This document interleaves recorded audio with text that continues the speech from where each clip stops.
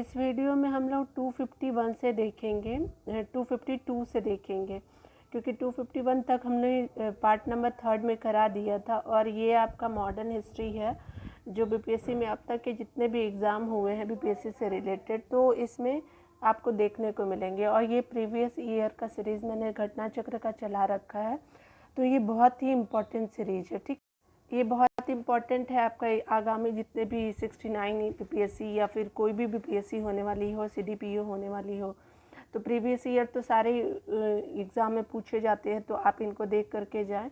ठीक है, तो चलिए हम लोग पूर्वावलोकन को देख लेते हैं जो हमारे बचे हुए क्वेश्चन हैं, और आज कोशिश करते हैं कि आज पूरा वीडियो कंप्लीट करा दूँ। चलिए देखिए, 252 प्रश्न संख्या क्या आपका बोल रहा है, कह रहा है क्या कि आपका स्वराज पार्टी का गठन की सफलता के बाद किया गया था। तो ये बोला जा रहा है, तो ये किया गया था आपका असहयोग आंदोलन के बाद किया गया था, स्वराज पार्टी की असफलता के बाद किया गया था। ठीक है, तो किसकी असफलता के बाद किया गया था, तो ये असहयोग आंदोलन की सफलता के बाद जो है वो स्वराज पार्टी का गठन किया गया था। ठीक है, तो यहाँ पे देख लेते हैं कुछ डिटेल में जो भी दिए हुए हैं, तो चलिए देख लेते हैं। आपको पहला में क्या डिटेल में दिए हुए कि असहयोग आंदोलन की असफलता के बाद जो है वो स्वराज पार्टी यानी कांग्रेस खिलाफत स्वराज पार्टी का गठन हुआ। ठीक है, CR दास और मोतीलाल नेहरू ने किया। ठीक है, मोतीलाल नेहरू ने किया। CR दास इसके क्या थे, अध्यक्ष थे, और मोतीलाल नेहरू जो थे वो महासचिव थे। स्वराज पार्टी ने अपने को कांग्रेस के अभिन्न हिस्से के रूप में प्रचारित किया, और साथ ही अहिंसा और असहयोग के प्रति उनकी अपनी वचनबद्धता दोहराया। ठीक है, तो ये था आपका 252 प्रश्न संख्या। देखिए यहाँ पे अगला बोल रहा है क्या कि 1922 में गया के इंडियन नेशनल कांग्रेस के अधिवेशन के अध्यक्ष कौन रहे थे, तो कौन रहे थे, तो ये आपका गया की बात की जा रही है, तो आपका चित्तरंजन दास होगा। ठीक है, अगला देखिए, इसमें डिटेल में दिया हुआ है। वर्ष 1922 में क्या होता है कि जेल से छूटने के बाद चित्तरंजन दास को गया में कांग्रेस सम्मेलन का निर्वाचित अध्यक्ष घोषित किया जाता है। असहयोग आंदोलन की समाप्ति के बाद जो है वो देशबंधु ने सभा प्रवेश कार्यक्रम के जरिए जैसे सभाओं के भीतर से सहयोग, असहयोग और भारतीय राजनीति को एक नया आयाम देने का प्रयास किया। ठीक है, सी राजगोपालाचारी, वल्लभ भाई पटेल, राजेंद्र प्रसाद, NG रंगा, अयंगर और आदि नेताओं ने परिषद में प्रवेश करने की नीति का विरोध किया। ठीक है, विरोध करने वाले में जो थे वो ये नेता थे। ठीक है, और उसके अलावा देखिए इसमें बोला जा रहा है क्या कि इस अधिवेशन में काउंसिल में प्रवेश न लेने पर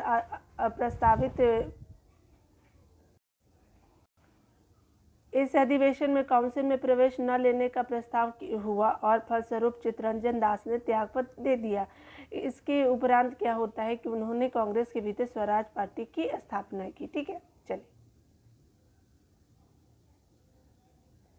यहाँ देखिए क्या बोल रहा है कि भारतीय राष्ट्रीय कांग्रेस के 1922 में आयोजित गया अधिवेशन के अध्यक्ष कौन चुने गए थे, तो ठीक है, तो ये थे आपके चित्तरंजन दास, हमने ऊपर में देख लिया।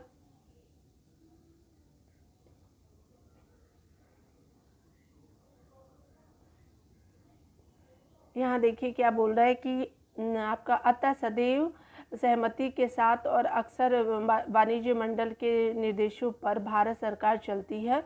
इसे क्या कहते हैं, वाइट मैंस बर्डन कहा जाता है। इसे क्या कहते हैं, वाइट मैन बर्डन कहा जाता है। यह किसने कहा था, तो ये कहा था सच्चिदानंद सिन्हा ने। ठीक है, देखिए अगला क्या बोल रहा है कि साइमन कमीशन पहली बार भारत कब आया, तो भारत आता है साइमन कमीशन 1928 में। ठीक है, डिटेल में देख लेते हैं। इसमें बोला जा रहा है क्या है कि वर्ष 1919 के एक्ट में 10 वर्ष इसकी समीक्षा हेतु एक संवैधानिक आयोग के गठन का प्रावधान था। ठीक है, और आयोग को यह देखना था कि यह अधिनियम व्यवहार में कहाँ तक सफल रहा और उत्तरदायी शासन की दिशा में कहाँ तक प्रगति करने में इस स्थिति में है। ठीक है, किंतु ब्रिटेन की कंजर्वेटिव पार्टी सरकार ने इसकी समीक्षा हेतु 2 वर्ष पूर्व 1927 ईस्वी में साइमन कमीशन की नियुक्ति कर दी। सर जॉन साइमन की अध्यक्षता में गठित इस कमीशन में कुल कितने सदस्य थे, तो 7 सदस्य थे। चूँकि इसमें सभी सदस्य अंग्रेज थे, इसलिए कांग्रेसियों ने इसे श्वेत कमीशन कहकर विरोध किया और क्या बोला है कि साइमन कमीशन 3 फरवरी 1928 को बम्बई पहुंचा। ठीक है, 3 फरवरी 1928 को। देखिए यहाँ पे क्या बात किया जा रहा है, तो कह रहा है क्या कि नेहरू रिपोर्ट की अध्यक्षता में एक कमेटी द्वारा तैयार किया गया और इसका विषय था मोतीलाल नेहरू और के द्वारा अध्यक्षता की गई थी। और आपका किसके लिए, किस विषय पर था, तो ये भारत में संवैधानिक व्यवस्था से रिलेटेड था। ठीक है, यहाँ पे भरने के लिए बोल रहा है। यहाँ पे क्या आप भरेंगे, मोतीलाल नेहरू को भर देंगे और यहाँ पे क्या भरेंगे आप, भारत में संवैधानिक व्यवस्था को भरेंगे। ठीक है, चलिए यहाँ पे देखिए क्या बोल रहा है कि साइमन आयोग को नियुक्त करने वाले अनुदारपंथी राज्य सचिव लॉर्ड विर्केनहेड के अनुसार भारतीय लोक संवैधानिक सुधार के लिए ठोस प्रस्ताव बनाने में असमर्थ है। उन्होंने कहा कि भारतीय ऐसा संविधान बनाने में असमर्थ है जिसको सभी भारतीयों का व्यापक राजनीतिक समर्थन प्राप्त हो। इस चुनौती को भारतीयों द्वारा स्वीकार किया गया और एक योजना को अंतिम रूप देने के लिए फरवरी, मई और अगस्त 1928 में सर्वदलीय, यानी 3 मंथ में होता है, 1928 में सर्वदलीय अधिवेशन आयोजित की गई।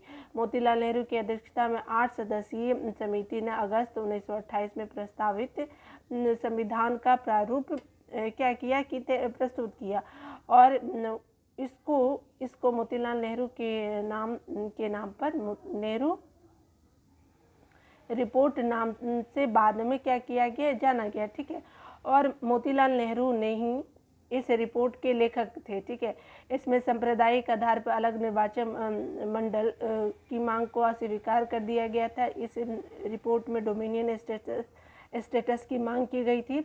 इसके अतिरिक्त अन्य सिफारिशें भी की गई थी, जैसे अन्य वयस्कों के लिए मताधिकार, महिलाओं के लिए समान अधिकार और यूनियन यानी गठन बनाने की स्वतंत्रता और धर्म का हर प्रकार से राज्य से पृथक्करण रखा गया था। ठीक है, देखिए यहाँ पे बात किया जा रहा है, तो कह रहा है क्या है कि पूर्ण स्वराज का प्रस्ताव लाहौर कांग्रेस में पारित किया गया था। तो लाहौर में प्रस्ताव पारित किया गया, तो साल पूछ रहा है, तो वर्ष था 1929 का। ठीक है, देखिए डिटेल में देख लेते हैं। यहाँ पे बोला जा रहा है कि कांग्रेस के कलकत्ता अधिवेशन में ब्रिटिश सरकार को यह अल्टीमेटम दिया गया कि वह वर्ष के अंत में नेहरू रिपोर्ट स्वीकार कर ले या कांग्रेस द्वारा प्रारंभ किए जाने वाले जन आंदोलन का सामना करे। ठीक है, निर्धारित समय सीमा में सरकार द्वारा कोई निश्चित उत्तर न मिलने की स्थिति में दिसंबर 1929 में जवाहरलाल नेहरू ने की अध्यक्षता में कांग्रेस की ऐतिहासिक लाहौर अधिवेशन हुआ। ठीक है,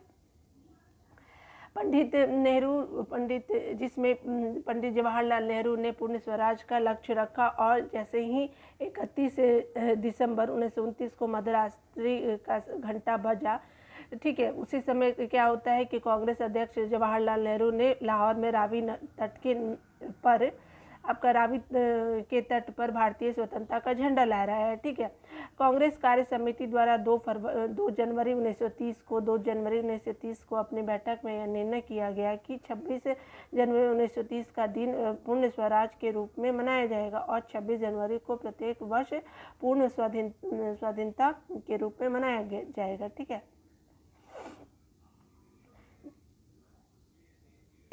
देखिए यहाँ पे क्या बोल रहा है, कह रहा है क्या कि ईस्वी सन 1929 में लाहौर में आयोजित भारतीय राष्ट्रीय कांग्रेस के अधिवेशन का अध्यक्ष कौन थे, तो ये जवाहरलाल नेहरू थे। ठीक है, देखिए अगला आपका प्रश्न बोल रहा है कि भारतीय राष्ट्रीय कांग्रेस द्वारा किस दिन को पूर्ण स्वराज दिवस घोषित किया गया, तो पूर्ण स्वराज दिवस घोषित किया गया था 26 जनवरी 1930 को, 26/1/1930। ठीक है,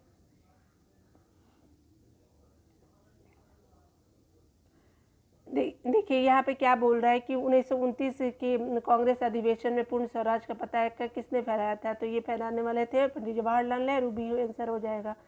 देखिए यहाँ पे बात किया जा रहा है कि समाजवाद का समर्थक कौन था और 1933 में ब्रिटिश शासन देशी राज्यों, जमींदारीवाद और पूंजीवाद को उखाड़ फेंकना चाहता था, तो ये जवाहरलाल नेहरू थे। ठीक है, तो बी आंसर हो जाएगा। देख लीजिए भी सही है। इसमें डिटेल में दिया कि जवाहरलाल नेहरू समाजवाद के समर्थक थे। ठीक है, नेहरू वर्ष 1933 में ब्रिटिश शासन, देशी राज्य, जमींदारीवाद और पूंजीवाद को उखाड़ फेंकना चाहते थे। नेहरू का समाजवाद सोवियत संघ के समाजवाद से प्रभावित था। ठीक है, यानी नेहरू का समाजवाद जो था वो सोवियत संघ के समाजवाद से प्रभावित था। उन्होंने नवंबर 1927 में सोवियत संघ की यात्रा की थी। ठीक है, यहाँ पे देखिए किसने 1921 में पहली बार पूर्ण स्वतंत्रता की मांग को उठाया था, तो ये उठाने वाले थे मौलाना हजरत मोहानी। ठीक है, 1921 में। देखिए यहाँ पे इसमें डिटेल में बोल रहा है कि वर्ष 1921 के अहमदाबाद में हुए कांग्रेस अधिवेशन की अध्यक्षता किसने की थी, तो हकीम अजमल खान ने की थी। ठीक है, और ये कब हुई थी, तो 1921 में। इस अधिवेशन में सर्वप्रथम मौलाना हजरत मोहानी ने पूर्ण स्वतंत्रता की मांग उठाई थी, किंतु महात्मा गांधी इस मांग के पक्ष में नहीं थे। ठीक है, देखिए यहाँ पे क्या हुई थी कि दांडी यात्रा की गई, तो कब की गई थी, तो 1930 में की गई थी। ठीक है, डी आंसर हो जाएगा। देखिए यहाँ पे डिटेल में देख लेते हैं कि महात्मा गांधी ने 12 मार्च 1930 को नमक सत्याग्रह शुरू किया। ठीक है, उन्होंने साबरमती आश्रम से 80 चुने हुए साथियों के साथ सत्याग्रह के लिए कूच किया। वो 24 दिनों की लंबी यात्रा के बाद उन्होंने 6 अप्रैल 1930 को दांडी में सांकेतिक रूप से नमक कानून भंग किया। ठीक है, कितने दिनों की लंबी यात्रा, तो 24 दिनों की लंबी यात्रा स्टार्ट कब हुआ था, तो 12 मार्च 1930 में। ठीक है, अगला देखिए यहाँ पे प्रारंभ किया। उसके बाद क्या होता है कि नमक कानून तोड़कर औपचारिक रूप से सविनय अवज्ञा का शुभारंभ किया गया, और सविनय अवज्ञा आंदोलन गांधी के नेतृत्व में पूरे देश में फैल गया। और तमिलनाडु में गांधीवादी नेता सी राजगोपालाचारी ने तिरुचेनगुड आश्रम से तिरुचिरापल्ली के बेदरायन तक नमक यात्रा की। ठीक है, यानी साउथ में तमिलनाडु के लिए सी राजगोपालाचारी थे। ठीक है, सी राजगोपालाचारी। देखिए यहाँ पे बोला जा रहा है, तो कह रहे हैं कि 1930 में महात्मा गांधी ने सविनय अवज्ञा आंदोलन कहाँ से प्रारंभ किया, तो ये प्रारंभ किया था साबरमती से। चलिए यहाँ पे बात किया जा रहा है, तो कह रहा है क्या कि नमक सत्याग्रह के दौरान बिहार के लोगों ने नमक बनाने के साथ साथ किस कर के विरोध के द्वारा सरकार का विरोध किया था, तो ये विरोध किया था चौकीदारी कर के विरोध किया था। देखिए यहाँ पे क्या बोल रहा है, तो कह रहा है क्या कि आपका महात्मा गांधी ने 12 मार्च 1930 को अपना प्रसिद्ध दांडी मार्च शुरू किया। ठीक है, और उन्होंने साबरमती आश्रम से चुने हुए साथियों के साथ सत्याग्रह के लिए कूच किया। ठीक है, 24 दिनों की यात्रा के बाद क्या होता है कि उन्होंने 6 अप्रैल 1930 को दांडी में सांकेतिक रूप से नमक कानून भंग किया, और इस प्रकार नमक कानून तोड़कर उन्होंने औपचारिक रूप से सविनय अवज्ञा का शुभारंभ किया। सविनय अवज्ञा आंदोलन गांधी जी के नेतृत्व में पूरे देश में फैल गया, और बिहार में लोगों ने नमक बनाने के साथ साथ चौकीदारी कर के द्वारा सरकार का विरोध किया। चौकीदारी का विरोध बिहार में अत्यधिक सफल रहा। ठीक है, देखिए यहाँ पे बोला जा रहा है कि दांडी यात्रा कितने दिनों तक चली, तो ये टोटल 24 दिनों तक चली थी। ठीक है, चलिए आगे देखते हैं। देखिए 1929 में खुदाई खिदमत गार को किसने संगठित किया था, तो किसने संगठित किया था, तो ये आपका आंसर हो जाएगा, ए आंसर हो जाएगा। देखिए यहाँ पे क्या दिया हुआ है आपका, अब्दुल गफ्फार खां दिया हुआ है, तो ये आपका राइट आंसर हो जाएगा। ठीक है, चलिए डिटेल में देख लेते हैं इसको। देखिए यहाँ पे क्या बोल रहा है, कह रहा है कि उत्तर पश्चिम सीमा प्रांत में खान अब्दुल गफ्फार खान के नेतृत्व में खुदाई खिदमतगार नमक स्वयंसेवक संगठन स्थापित किया गया। इन्हें लाल कुर्ती के नाम से भी जाना जाता था। लाल कुर्ती संगठन ने पठानों को राष्ट्रीय एकता का नारा बुलंद किया और अंग्रेजों से स्वतंत्रता के लिए ब्रिटिश उपनिवेशवाद के विरुद्ध आंदोलन संगठित किया और श्रमजीवियों की हालत में सुधार की मांग की।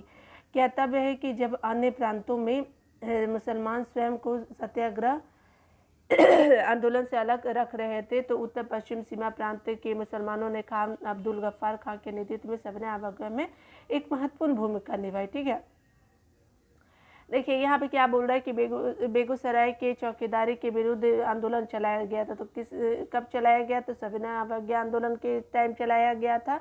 ठीक है, देख लीजिए, इसमें डिटेल में दिया हुआ है। तो कह रहा है क्या कि दिसंबर 1929 में क्या होता है कि सविनय अवज्ञा आंदोलन के दौरान उत्तरी बिहार में के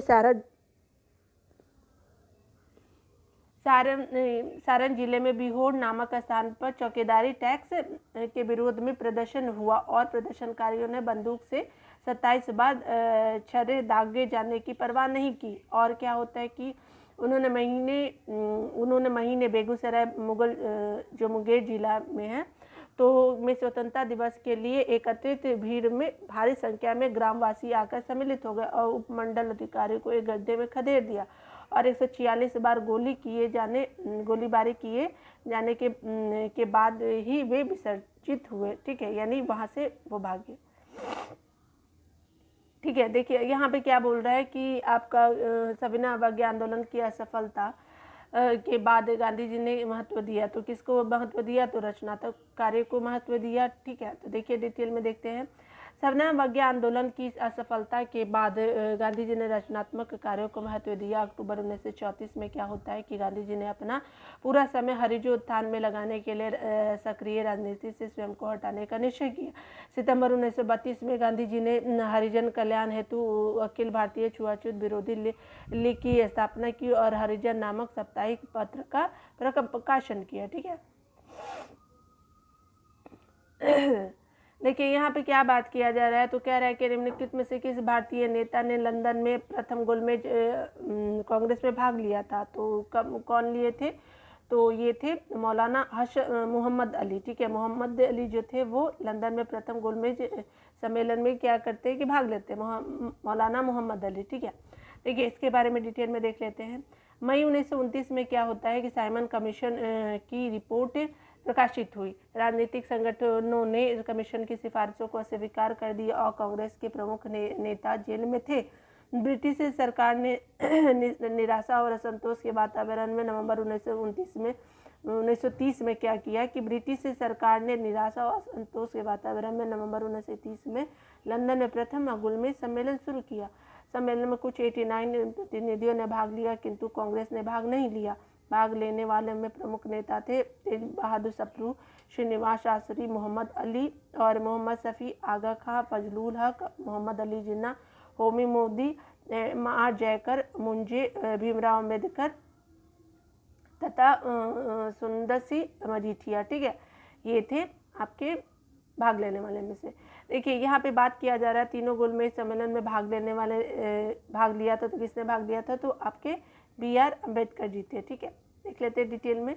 यहाँ पे बोल रहा है कि दलित नेता BR अम्बेडकर ने तीनों गोलमेज सम्मेलन में भाग लिया। द्वितीय गोलमेज सम्मेलन में महात्मा गांधी ने कांग्रेस के एकमात्र प्रतिनिधि के रूप में हिस्सा लिया। इसके अलावा सरोजिनी नायडू और मदन मोहन मालवीय ने भी इस सम्मेलन में हिस्सा लिया, यानी द्वितीय सम्मेलन में। ठीक है, कब हुआ था? तो ये आपका 1931 में हुआ था ना। देखिए यहाँ पे क्या बोला जा रहा है कि गांधी इरविन समझौता कब हुआ था? तो गांधी इरविन समझौता होता है 1931 में। ठीक है, देखिए यहाँ पे बात किया जा रहा है कि गांधी इरविन समझौता 5 मार्च 1931 को संपन्न हुआ।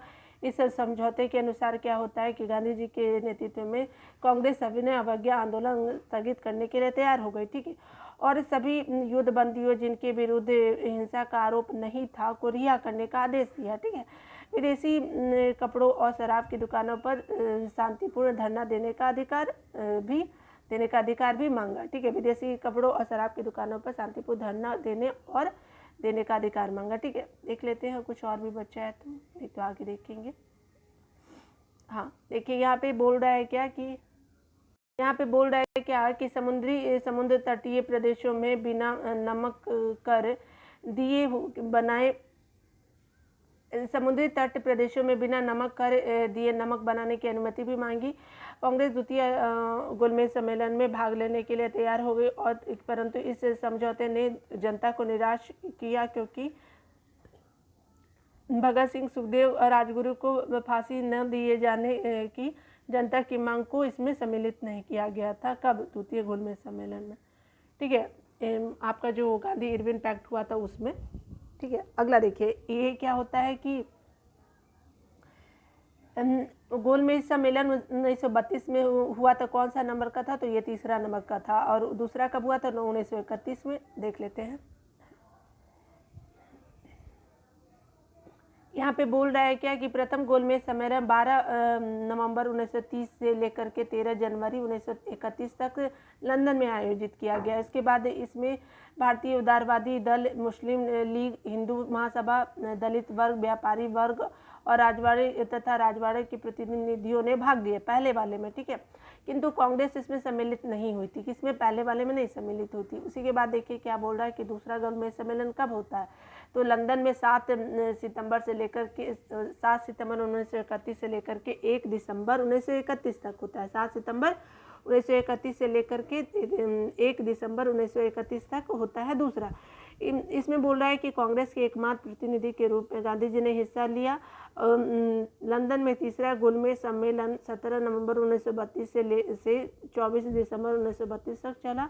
कांग्रेस ने इस सम्मेलन का बहिष्कार किया, ठीक है। यहाँ पे देखिए क्या बोल रहा है, भारतीय राष्ट्रीय कांग्रेस के किस गोलमेज सम्मेलन में भाग नहीं लिया था, ठीक है। तो किस सम्मेलन में नहीं लिया था, तो आपको पहला और तीसरा में नहीं लिया था, तो इस तरह से ई आंसर हो जाएगा, ठीक है। सिर्फ दूसरा ही में तो लिए थे। देखिए अगला क्या बोल रहा है कि द्वितीय गोलमेज सम्मेलन किस प्रश्न पर असफल रहा, तो किस प्रश्न पर रहा था, तो ये सांप्रदायिक प्रतिनिधित्व के आधार पर आपका असफलता प्राप्त हुआ था, ठीक है। असफल हो गया था, यही रीजन था असफल होने का। देखिए क्या होता है कि द्वितीय गोलमेज सम्मेलन जो होता है 7 सितंबर 1931 को प्रारंभ हुआ, ठीक है, जिसमें महात्मा गांधी कांग्रेस के एकमात्र सहयोगी के रूप में सम्मिलित हुए। यह सम्मेलन सांप्रदायिक समस्या पर विवाद के कारण पूरी तरह से असफल रहा और दलित नेता भीमराव अम्बेडकर ने दलितों के लिए पृथक निर्वाचक मंडल की सुविधा की मांग की। इसे गांधी जी ने क्या किया, स्वीकार किया। अतः सांप्रदायिक गतिरोध के कारण सम्मेलन 1 दिसंबर 1931 को समाप्त घोषित कर दिया, ठीक है, कर दिया गया। देखिए यहाँ पे बात किया जा रहा है, तो कह रहे हैं क्या कि महात्मा गांधी दिसंबर 1931 में खाली हाथ कहाँ से भारत लौटे थे, तो कहाँ से भारत लौटे थे, तो ये लंदन से खाली हाथ लौटे थे। देखिए डिटेल में देख लेते हैं। महात्मा गांधी ने कांग्रेस के एकमात्र प्रतिनिधि के रूप में 7 दिसंबर 1931 से प्रारंभ द्वितीय गोलमेज सम्मेलन में भाग लिया और 28 दिसंबर 1931 को लंदन से खाली हाथ निराश होकर के बम्बई पहुंचे। स्वदेश पहुंचने पर उन्होंने कहा कि यह सच है कि मैं खाली हाथ लौटा हूं, किंतु मुझे संतोष है कि जो ध्वज मुझे सौंपा गया था मैंने उसे नीचा नहीं होने दिया था और उसके सम्मान के साथ कोई समझौता नहीं किया, ठीक है। तो सम्मान के साथ समझौता नहीं करेंगे तो वो सबसे बड़ी जीत मानी जाती है किसी भी इंसान के लिए, चाहे वो महात्मा गांधी हो, चाहे हमारे अन्य देशवासी, चाहे हम ही क्यों ना हो, ठीक है। देखिए यहाँ पे बात किया जा रहा है कि गांधी इरविन समझौते के हस्ताक्षर होने में किसने महत्वपूर्ण भूमिका निभाई थी, तो ये थे तेज बहादुर सप्रू, ठीक है। और इरविन समझौता कब हुआ था, 1931 में, 26 जनवरी 1931 में। देखिए यहाँ पे क्या होता है कि आपका देखना है कि कह रहा है क्या कि वायसराय इरविन ने देश में सौहार्द का वातावरण उत्पन्न करने के उद्देश्य से 26 जनवरी 1931 को गांधी जी से क्या किया कि गांधी जी को जेल से रिहा कर दिया। कब, तो 26 जनवरी 1931 को। तेज बहादुर सप्रू और एम.कर जयकर के प्रयत्न से गांधी और इरविन के मध्य 17 फरवरी 1931 से दिल्ली में वार्ता आरंभ हुई, ठीक है। आपका 1931 में दिल्ली में वार्ता आरंभ होती है और 5 मार्च 1931 को दोनों के मध्य 5 मार्च 1931 को दोनों के मध्य एक समझौता हुआ जो गांधी इरविन समझौता के नाम से जाना गया। कब हुआ था, 5 मार्च 1931 को, ठीक है। देखिए यहाँ पे दिया हुआ भी है कि 5 मार्च 1931 को निम्नलिखित में से कौन सा समझौता हुआ, तो ये था गांधी इरविन समझौता, ठीक है, सी हो जाएगा आंसर। इसी तरह से देखिए अगस्त 1932 के रैमजे मैकडोनाल्ड के सांप्रदायिक पंचायत के द्वारा पहली बार एक पृथक निर्वाचन समूह बनाया गया। तो कब बनाया गया था, तो यह अछूतों के लिए बनाया गया था। देखिए यहाँ पे डिटेल में दिए हुए हैं, तो देखिए देखते हैं क्या कि ब्रिटिश प्रधानमंत्री रैमजे मैकडोनाल्ड ने 16 अगस्त 1932 को सांप्रदायिक निर्णय प्रस्तुत किया। जिसके अंतर्गत प्रत्येक अल्पसंख्यक समुदाय के लिए विधानमंडलों में कुछ सीटें सुरक्षित कर दी गई। इनके सदस्यों का पृथक चुनाव पृथक निर्वाचक मंडलों द्वारा किया जाना था। ठीक है, मुसलमान और सिख, ईसाई, आंग्ल भारतीय और महिलाओं को तो पहले से ही अल्पसंख्यक माना गया था। महिलाओं को तो पहले से ही अल्पसंख्यक माना गया था। अब इस समूह में कानून के अंतर्गत, इस नए कानून के अंतर्गत दलित वर्गों को भी अल्पसंख्यक मानकर हिंदुओं से अलग कर दिया गया। ठीक है, तो इस तरह का आपने देख लिया। चलिए अगला देखते हैं हम। अगला प्रश्न क्या है हमारा। देखिए यहाँ पे बोल रहा है कि सांप्रदायिक अवार्ड एवं पूना पैक्ट के क्रम से दलित वर्ग के लिए कितनी सीटें आरक्षित थी। तो ये सीटें थी आपकी 71 थी सांप्रदायिक के लिए, और 147 जो थी वो पूना पैक्ट के लिए थी। ठीक है, यहाँ पे देख लीजिए। ठीक है, बी हो गया 71 और 147, आपका 147 ही है ना। ठीक है, आपका देखिए क्या बोल रहा है कि सांप्रदायिक अवार्ड में प्रांतीय विधानमंडलों में दलितों के लिए सुरक्षित सीटों की संख्या कितनी थी। तो 71 थी, जिसमें से पूना पैक्ट में बढ़ा करके 147 कर दिया गया। केंद्रीय विधानमंडल में सुरक्षित सीटों की संख्या में 18% की वृद्धि की गई। ठीक है, पुनः समझौता का उद्देश्य था, तो पुनः समझौता का उद्देश्य था क्या, दलित वर्गों का प्रोत्साहन देना। ठीक है, बी आंसर हो गया। अगला देखिए यहाँ पे क्या बोल रहा है कि 24 सितंबर 1932 को पुणे में गांधी जी तथा डॉक्टर BR अम्बेडकर के बीच एक समझौता हुआ, जिसके अनुसार विभिन्न प्रांतीय विधानमंडलों में दलित वर्गों के लिए 147 सीटें आरक्षित की गई, जबकि सांप्रदायिक निर्णय में केवल 71 सीटों को ही व्यवस्था की गई थी। ठीक है, केंद्रीय विधानमंडल में 18 सीटें दलित वर्गों के लिए आरक्षित की गई थी। ठीक है, 18%। ठीक है, यहाँ पे प्रतिशत की बात की जा रही है। देखिए, बहिष्कृत भारत जनरल किसने शुरू किया था। तो ये शुरू करने वाले थे बाबा साहब अम्बेडकर जी शुरू करने वाले थे। तो देखिए यहाँ पे बात किया जा रहा है कि बहिष्कृत भारत जो है वो जनरल को भीमराव अम्बेडकर ने शुरू किया था। उन्होंने जुलाई 1924 में बम्बई में बहिष्कृत हितकारिणी सभा नामक एक संस्था भी बनाई।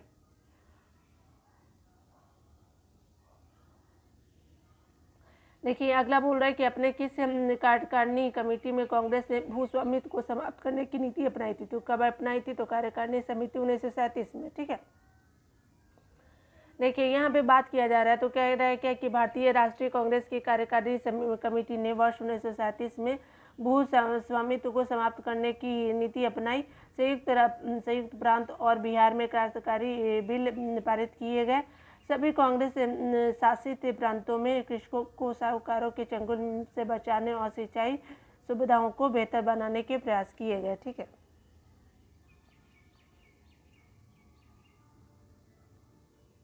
देखिए यहाँ पे क्या बोल रहा है कि किस अधिनियम के बारे में जवाहरलाल नेहरू ने कहा था कि हमें एक ऐसी कार दी गई है जिसमें से सब ब्रेक थे किंतु इंजन नहीं था। ठीक है, तो इंजन नहीं वाले में किसके बारे में बोला गया था अधिनियम में, तो आपका 1935 के अधिनियम के लिए बोला गया था। ठीक है, देख लेते हैं डिटेल में। 1935 के अधिनियम के बारे में जवाहरलाल नेहरू ने कहा था कि एक कार जिसमें कि ब्रेक तो है पर इंजन नहीं है, वे वर्ष 1947 से 1964 तक भारत के प्रधानमंत्री रहे। वे पंचशील के प्रणेता तथा गुटनिरपेक्ष में विश्वास करते थे, गुटनिरपेक्षता में विश्वास करते थे। ठीक है, अगला देखते हैं। आपका कह रहा है क्या कि फरवरी 1938 में बिहार की चुनी हुई सरकार ने किस कारणवश इस्तीफा दिया था। तो किस कारणवश इस्तीफा दिया था, तो ये था राजनीतिक बंदियों को छोड़ना के खिलाफ जो था वो इस्तीफा दिया था। ठीक है, देख लेते हैं डिटेल से। यहाँ पे बोल रहा है कि वर्ष 1935 में भारत सरकार अधिनियम के आधार पर फरवरी 1937 में प्रांतीय विधानमंडल के चुनाव हुए। जुलाई 1937 के दौरान 6 प्रांतों में कांग्रेस ने अपने मंत्रिमंडल गठित किए। ये प्रांत थे मद्रास, बम्बई, मध्य प्रांत, आपका उड़ीसा हो गया, बिहार हो गया, संयुक्त प्रांत हो गया। वर्ष 1937 के चुनाव में राजनीतिक कैदियों की रिहाई कांग्रेस के प्रमुख मुद्दों में से एक थी। ठीक है, कांग्रेस के विभिन्न राज्यों की सरकारों ने राजनीतिक कैदियों को रिहा करने का प्रयास किया, परंतु राज्य के गवर्नरों ने इस प्रयास का विरोध किया। परिणाम स्वरूप उत्तर प्रदेश यानी तत्कालीन संयुक्त प्रांत एवं बिहार की चुनी हुई कांग्रेस सरकार ने फरवरी 1938 में त्यागपत्र दे दिया। ठीक है, देखिए यहाँ पे बात क्या किया जा रहा है, तो बिहार किसान सभा से कौन जुड़ा हुआ था, तो कौन जुड़े हुए थे, तो यहाँ पे ई हो जाएगा। ठीक है, देख लेते हैं यहाँ पे डिटेल में कौन कौन से हैं। देखिए यहाँ पे क्या बात किया जा रहा है, बिहार में किसान आंदोलन की शुरुआत स्वामी सहजानंद सरस्वती के नेतृत्व में हुई। स्वामी सहजानंद सरस्वती ने 1929 में बिहार किसान सभा की स्थापना की। इस सभा का विस्तार बिहार के गाँव में करने में कार्यानंद शर्मा, राहुल संकेतियान, पंचानंद शर्मा, यदुनंदन शर्मा आदि वामपंथी नेताओं का भी सहयोग रहा था। ठीक है, तो इसमें से क्या था कि सारे नेताओं का सहयोग था। ठीक है, ये चारों थे, इसीलिए ये ऑप्शन लिया गया।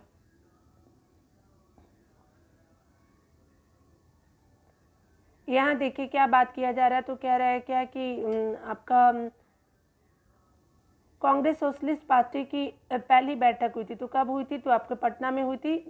तो ये कहाँ होता यहाँ पे देखिए वर्ष 1934 में पटना में आपका कांग्रेस महासमिति कांग्रेस महासमिति की बैठक के समय ही इन सदस्यों को की एक अलग बैठक हुई, जिसमें अखिल भारतीय समाजवादी दल की स्थापना की को औपचारिक मान्यता दी गई। ठीक है, यहाँ देखिए अखिल भारतीय किसान कांग्रेस का गठन किया गया, तो कब किया गया, तो 1936 में किया गया। ठीक है, देखिए यहाँ पे बोला जा रहा है कि अप्रैल 1936 में लखनऊ में अखिल भारतीय किसान कांग्रेस की स्थापना हुई, जिसका नाम बदलकर अखिल भारतीय किसान सभा कर दिया गया।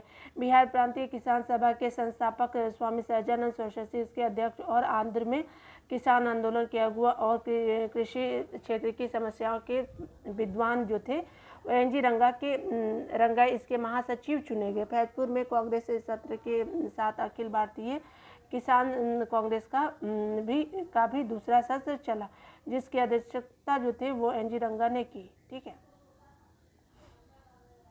यहाँ देखिए अगला क्या बोल रहा है, तो कह रहा है क्या कि आपका 1936 में लखनऊ में अखिल भारतीय किसान सभा का प्रथम अध्यक्ष किसे चुना गया था, तो ये चुना गया था स्वामी सहजानंद सरस्वती जी को। ठीक है, यहाँ पे देखिए अगला देख लेते हैं, वह कौन जगह थी जहाँ अखिल भारतीय किसान सभा का पहला अधिवेशन हुआ था, तो ये था आपका लखनऊ था। ठीक है, अगला देखते हैं क्या बोल रहा है कि अखिल भारतीय आपका स्वामी सहजानंद सरस्वती ने भूमि और जलमार्ग की राष्ट्रीयकरण की मांग के साथ अखिल भारतीय संयुक्त किसान सभा का गठन किया। तो कब किया था, उनकी मृत्यु से ठीक पहले। ठीक है, देखिए अखिल भारतीय किसान सभा का गठन जो है वो स्वामी सहजानंद सरस्वती द्वारा वर्ष 1936 में हुआ था, और वर्ष 1949 में मृत्यु के कुछ समय पहले सहजानंद ने ऑल इंडिया यूनाइटेड किसान सभा का गठन किया। ठीक है, और इस संगठन की मूलभूत मांग भूमि, जलमार्ग, ऊर्जा और संपत्ति के सभी स्रोतों का राष्ट्रीयकरण करना था। ठीक है, देखिए यहाँ पे क्या बोल रहा है, तो कह रहे हैं कि भारत ट्रेड यूनियन कांग्रेस के प्रथम अध्यक्ष कौन थे, तो ये अध्यक्ष थे आपके लाला लाजपत राय। ठीक है, देखते हैं डिटेल में क्या बोल रहा है यहाँ पे। ये देखिए भारत में trade union Congress Akhil Bharatiya trade union की स्थापना NM जोशी द्वारा 31 अक्टूबर 1920 को बम्बई में की गई। इसकी स्थापना का कारण वर्ष 1919 में अंतर्राष्ट्रीय श्रम संगठन की स्थापना था। ठीक है, इसलिए भारतीय श्रमिक संगठन ने आपस में संगठित होने का फैसला किया। इसके अध्यक्ष जो थे वो लाला लाजपत राय थे, उपाध्यक्ष कौन थे, जोसेफ बिपिस्टा थे। ठीक है, और महामंत्री दीवान चमनलाल बजाज थे। इस संगठन का प्रथम विभाजन कब होता है, तो आपका विभाजन वर्ष 1929 में नागपुर अधिवेशन में होता है। ठीक है, और लाहौर अधिवेशन कब होता है आप मुझे कमेंट कीजिएगा। ठीक है, और उसके अध्यक्ष कौन रहते हैं। विभाजन के फलस्वरूप all India trade union federation की स्थापना हुई। इस समय जवाहरलाल नेहरू इसके अध्यक्ष थे। ठीक है, चलिए अगला देखते हैं यहाँ पे क्या बोल रहा है कि ट्रेड यूनियन आंदोलन के क्रांतिकारी चरण का समय था। तो क्रांतिकारी चरण का समय कौन सा था, तो 1926 से लेकर के 39 का समय जो था वो क्रांतिकारी समय था। देखिए यहाँ पे बात किया जा रहा है ट्रेड यूनियन आंदोलन के क्रांतिकारी चरण का समय वर्ष 1926 से 1939 तक माना जाता है। इस दौरान एमएन रॉय, मुजफ्फर अहमद, श्रीपाद ए डांगे, शौकत उस्मानी आदि भारत में ट्रेड यूनियन आंदोलन के प्रमुख नेता थे। ठीक है, तो ये प्रमुख नेता थे। देखिए यहाँ पे बात किया जा रहा है कांग्रेस सोशलिस्ट पार्टी की पहली बैठक पटना में कब हुई थी, तो ये 1934 में हुई थी, तो बी आंसर हो जाएगा। देखिए यहाँ पे बात किया जा रहा है जयप्रकाश नारायण किस पार्टी से संबंधित थे, तो ये कांग्रेस समाजवादी पार्टी से संबंधित है। ठीक है, जयप्रकाश नारायण। यहाँ पे देखिए यहाँ पे आपको डिटेल में दिया हुआ कि कांग्रेस समाजवादी पार्टी के बारे में बता रहे हैं। स्थापना कब हुआ था, 1934 में। स्थान कौन सा था, तो पटना। संस्थापक कौन थे, तो आपके आचार्य नरेंद्र देव और जयप्रकाश नारायण। अन्य सदस्य कौन थे, अशोक मेहता, अच्युत पटवर्धन, मीनू मशानी, आपके राम मनोहर लोहिया, पुरुषोत्तम विक्रम दास, यूसुफ मेहराले, गंगा शरण सिंह और कमला देवी चट्टोपाध्याय। ठीक है, अगला देखिए क्या बोल रहा है कि कांग्रेस ये जयप्रकाश नारायण किस पार्टी से थे, तो ये कांग्रेस सोशलिस्ट पार्टी से थे। ठीक है, देखिए यहाँ डिटेल दिया हुआ है कि 1934 में क्या होता है कि कांग्रेस समाजवादी पार्टी का गठन कांग्रेस के भीतर ही जयप्रकाश नारायण, योगेंद्र शुक्ल, मीनू मशानी और आचार्य नरेंद्र देव आदि द्वारा किया गया। ठीक है, देखिए यहाँ पे बात किया जा रहा है, तो कह रहा है क्या कि बिहार सोशलिस्ट पार्टी के संस्थापक कौन थे, तो ये थे जयप्रकाश नारायण। ठीक है, देखिए यहाँ पे क्या डिटेल में बोल रहा है कि जयप्रकाश नारायण बिहार सोशलिस्ट पार्टी से जुड़े थे। वर्ष 1931 में बिहार सोशलिस्ट पार्टी का गठन गंगा शरण सिंह, राम वृक्ष बेनीपुरी और रामानंद मिश्र आदि ने किया। ठीक है, जयप्रकाश नारायण किस नाम से पहचाने जाते थे, तो ये पहचाने जाते थे लोकनायक के नाम से पहचाने जाते थे। ठीक है, यहाँ देखिए यहाँ पे बात किया जा रहा है कि जयप्रकाश नारायण को लोक नायक के नाम से भी जाना जाता था। वर्ष 1942 में भारत छोड़ो आंदोलन के दौरान उन्होंने डॉक्टर राम मनोहर लोहिया तथा अरुणा आसापल्ली के साथ मिलकर गुप्त रूप से भारतीय जनता को संगठित किया। उन्होंने 5 जून 1974 को पटना के गांधी मैदान पर संपूर्ण क्रांति का आह्वान किया। कब किया, तो 5 जून 1974 को। वर्ष 1998 में मरणोपरांत उनको 1998 में उनको भारत रत्न दिया गया था। ठीक है, देखिए यहाँ पे बात किया जा रहा है तो लोकनायक के नाम से किसे जाना जाता है, तो लोकनायक के नाम से इनको जयप्रकाश नारायण जी को जाना जाता है। ठीक है, देखिए यहाँ पे बात किया जा रहा है कि जयप्रकाश नारायण दिवस मनाया जाता है, तो कब मनाया जाता है, तो अप्रैल 1946 में, यानी 12 अप्रैल 1946 को जेल लाहौर के किले में रिहा होने के बाद जयप्रकाश दिवस मनाया गया था। ठीक है, देखिए यहाँ पे क्या बोल रहा है कि 1938 में भारतीय राष्ट्रीय कांग्रेस के अध्यक्ष निर्वाचित हुए, तो कौन निर्वाचित हुए, तो सुभाष चंद्र बोस जी थे। देखिए यहाँ पे डिटेल में दिया हुआ है कि कांग्रेस के हरिपुरा, यानी हरिपुरा कहाँ है, आप याद रखिएगा, गुजरात में। ठीक है, पूछ लेता है वन लाइनर फैक्ट में।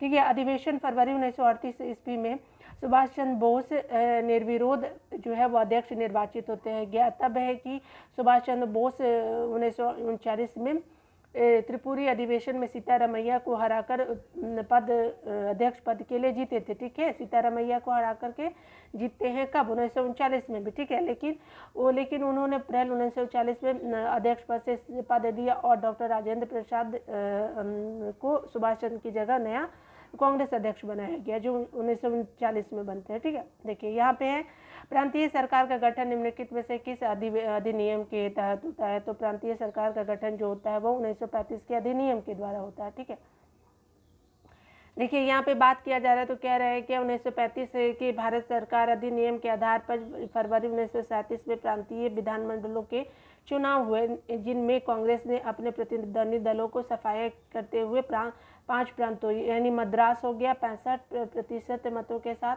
215 में से 159 सीटें हैं। ठीक है, बिहार जो है 75 सीटों, बिहार जो 75% मतों के साथ है 152 में से 58 सीटें। ठीक है, और मध्य प्रांत और एवं बरार जो है 61% सीटों में था, तो आपका सीट कितना था, 112 में से 70 सीटें जीती है। संयुक्त प्रांत में क्या था कि संयुक्त प्रांत में था आपका 65% मतों में से आपका था क्या कि 228 में से 134 सीटें, और उड़ीसा 60% मतों के साथ 60 में से 36 सीटें में पूर्ण बहुमत प्राप्त किया। ठीक है, कांग्रेस बम्बई लगभग पूर्ण बहुमत, असम और उत्तर पश्चिम प्रांत में सबसे बड़े दल के रूप में उभरे। ठीक है, केवल बंगाल, पंजाब और सिंध में ही कांग्रेस सबसे बड़े दल बनने से वंचित रही। ठीक है, जुलाई 1937 में कांग्रेस ने 6 प्रांतों मद्रास, संयुक्त प्रांत, मध्य प्रांत, बिहार, बम्बई एवं उड़ीसा में अपनी सरकारें गठित की। ठीक है, अगला देखिए यहाँ पे क्या बोला कि बम्बई में कांग्रेस को लगभग पूर्ण बहुमत यानी 56% मतों के साथ 175 में से 86 सीटें मिला। ठीक है, यानी 56% मत मिलता है, जिसमें कि सीट में से कितने थे, 175 में से 86 मिला। ठीक है, अयोध्या सिंह की पुस्तक भारत का मुक्ति संग्राम में बम्बई में भी कांग्रेस का पूर्ण बहुमत 175 में से 88 सीटें दिखाया गया है, जो अन्य स्रोतों से के अनुसार सही नहीं है। ठीक है, देखिए इंपीरियल कैडेट कॉर्प्स की स्थापना किसने की थी? तो इंपीरियल कैडेट कॉर्प्स की स्थापना किया गया था किसके द्वारा, देख लेते हैं। ये किया गया था आपका, देखिए यहाँ पे दिया हुआ है, बी ऑप्शन हो जाएगा, लॉर्ड कर्जन के द्वारा। ठीक है, किसके द्वारा? तो ये लॉर्ड कर्जन के द्वारा किया गया था। चलिए डिटेल में देख लेते हैं इसके बारे में। देखिए यहाँ पे बात किया जा रहा है, लॉर्ड कर्जन ने वर्ष 1901 में इंपीरियल कैडेट कोर्प्स की स्थापना की। उसका उद्देश्य देशीय नरेशों के राजकुमारों और सामंतों के पुत्रों को सैनिक शिक्षा का प्रबंध करना। ठीक है, अगला देखिए यहाँ पे बात किया जा रहा है कि 1927 में क्या होता है कि बटलर कमेटी का उद्देश्य था। तो क्या उद्देश्य था? तो भारत सरकार और देशी राज्य के मध्य संबंधों को सुधारना जो था वो 1927 के बटलर कमेटी का उद्देश्य था। ठीक है, अगला देखिए, बटलर समिति का गठन वर्ष 1927 में किया गया था। ठीक है, इसे भारतीय रियासत समिति भी कहते हैं। इसका उद्देश्य भारत सरकार तथा भारतीय रियासतों के बीच संबंधों की जांच करना तथा ब्रिटिश भारत और भारतीय रियासतों के बीच आर्थिक और वित्तीय संबंधों को सुधारने हेतु सिफारिश करना था। भारतीय नरेशों ने एक प्रसिद्ध वकील सर स्कॉट को कमेटी के सम्मुख उनका दृष्टिकोण प्रस्तुत करने के लिए नियुक्त किया था। ठीक है, अगला क्या बोल रहा है कि स्कॉट का यह तब था कि प्रत्येक रियासत आरंभ में स्वतंत्र थी और इसलिए वह स्वतंत्र है केवल उस सीमा तक नहीं जहां उसने अपनी प्रभुसत्ता कानून को दे दी है, अर्थात विशेषाधिकार भारतीय रियासतों के पास है। देखिए यहाँ फिर से मैं पढ़ देती हूँ। ठीक है, यहाँ पे क्या बोल रहा है कि स्कॉट का यह तर्क था कि प्रत्येक रियासत आरंभ में स्वतंत्र थी और इसलिए वह स्वतंत्र केवल उस सीमा तक नहीं जहाँ तक उसने प्रभुसत्ता कानून को दे दी, अर्थात विशेषाधिकार भारतीय रियासतों के पास है। ठीक है, अगला देखिए क्या बोल रहा है कि All India State Peoples Conference गठन किया गया था। तो कब किया गया था? तो 1927 में किया गया था। ठीक है, देखिए यहाँ पे बात किया जा रहा है, तो कह रहा है क्या कि आपका दिसंबर 1927 में क्या होता है कि दिसंबर 1927 में अखिल भारतीय राज्य जन Congress All India State Peoples Conference का आयोजन किया गया, जिसमें विभिन्न रियासतों में आए 700 से अधिक राजनीतिक कार्यकर्ताओं ने भाग लिया। इसके आयोजन में महत्वपूर्ण भूमिका निभाई थी और बलवंत राय मेहता, मणिलाल कोठारी और GR अभ्यंकर थे। ठीक है, अगला देखिए यहाँ पे क्या बोला जा रहा है, तो कह रहा है क्या कि द्वितीय विश्व युद्ध के समय ब्रिटेन का प्रधानमंत्री कौन था? तो ये विंस्टन चर्चिल थे। देखिए यहाँ पे बोला कि विंस्टन चर्चिल द्वितीय विश्व युद्ध के दौरान ब्रिटेन के प्रधानमंत्री थे। उनका कार्यकाल जो है क्या, देखिए यहाँ पे दिया हुआ है कि विंस्टन आपका द्वितीय विश्व युद्ध कब हुआ था? तो 1939 से 45 तक, और विंस्टन चर्चिल का कार्यकाल 1940 से लेकर के 45 तक था। ठीक है, अगला देखिए कि नाउ एंड नेवर पैम्पलेट किसने लिखा था? तो नाउ एंड नेवर पैम्पलेट जो लिखा था रहमत अली ने लिखा था। ठीक है, अगला देखिए कैम्ब्रिज विश्वविद्यालय का एक छात्र चौधरी रहमत अली ने वर्ष 1933 में लिखे एक पर्चे में जिसका शीर्षक था अभी नहीं तो कभी नहीं। ठीक है, नाउ और नेवर में एक नई अस्मिता के लिए एक अलग राष्ट्रीय दर्जे की मांग की थी। ठीक है, जिसे उसने पाकिस्तान नामक नाम दिया था। क्या नाम दिया था? तो पाकिस्तान नाम दिया था। पाकिस्तान की रचना निम्नलिखित प्रांतों के पहले अक्षर से की गई थी। ठीक है, तो देखिए आपका P for Punjab, A for Afghanistan, north west frontier province जिसको बोलते थे, कश्मीर हो गया, सिंध हो गया, और तान मतलब बलूचिस्तान। ठीक है, चलिए अगला देख लेते हैं क्या बोल रहा है कि पाकिस्तान की कि अलग राज्य आंदोलन का नेतृत्व किसने किया, तो ये किया था मोहम्मद अली जिन्ना ने। ठीक है, तो आपका डी हो जाएगा। देखिए यहाँ पे जो है 22 से 24 मार्च 1940 को मुस्लिम लीग का अधिवेशन लाहौर में हुआ।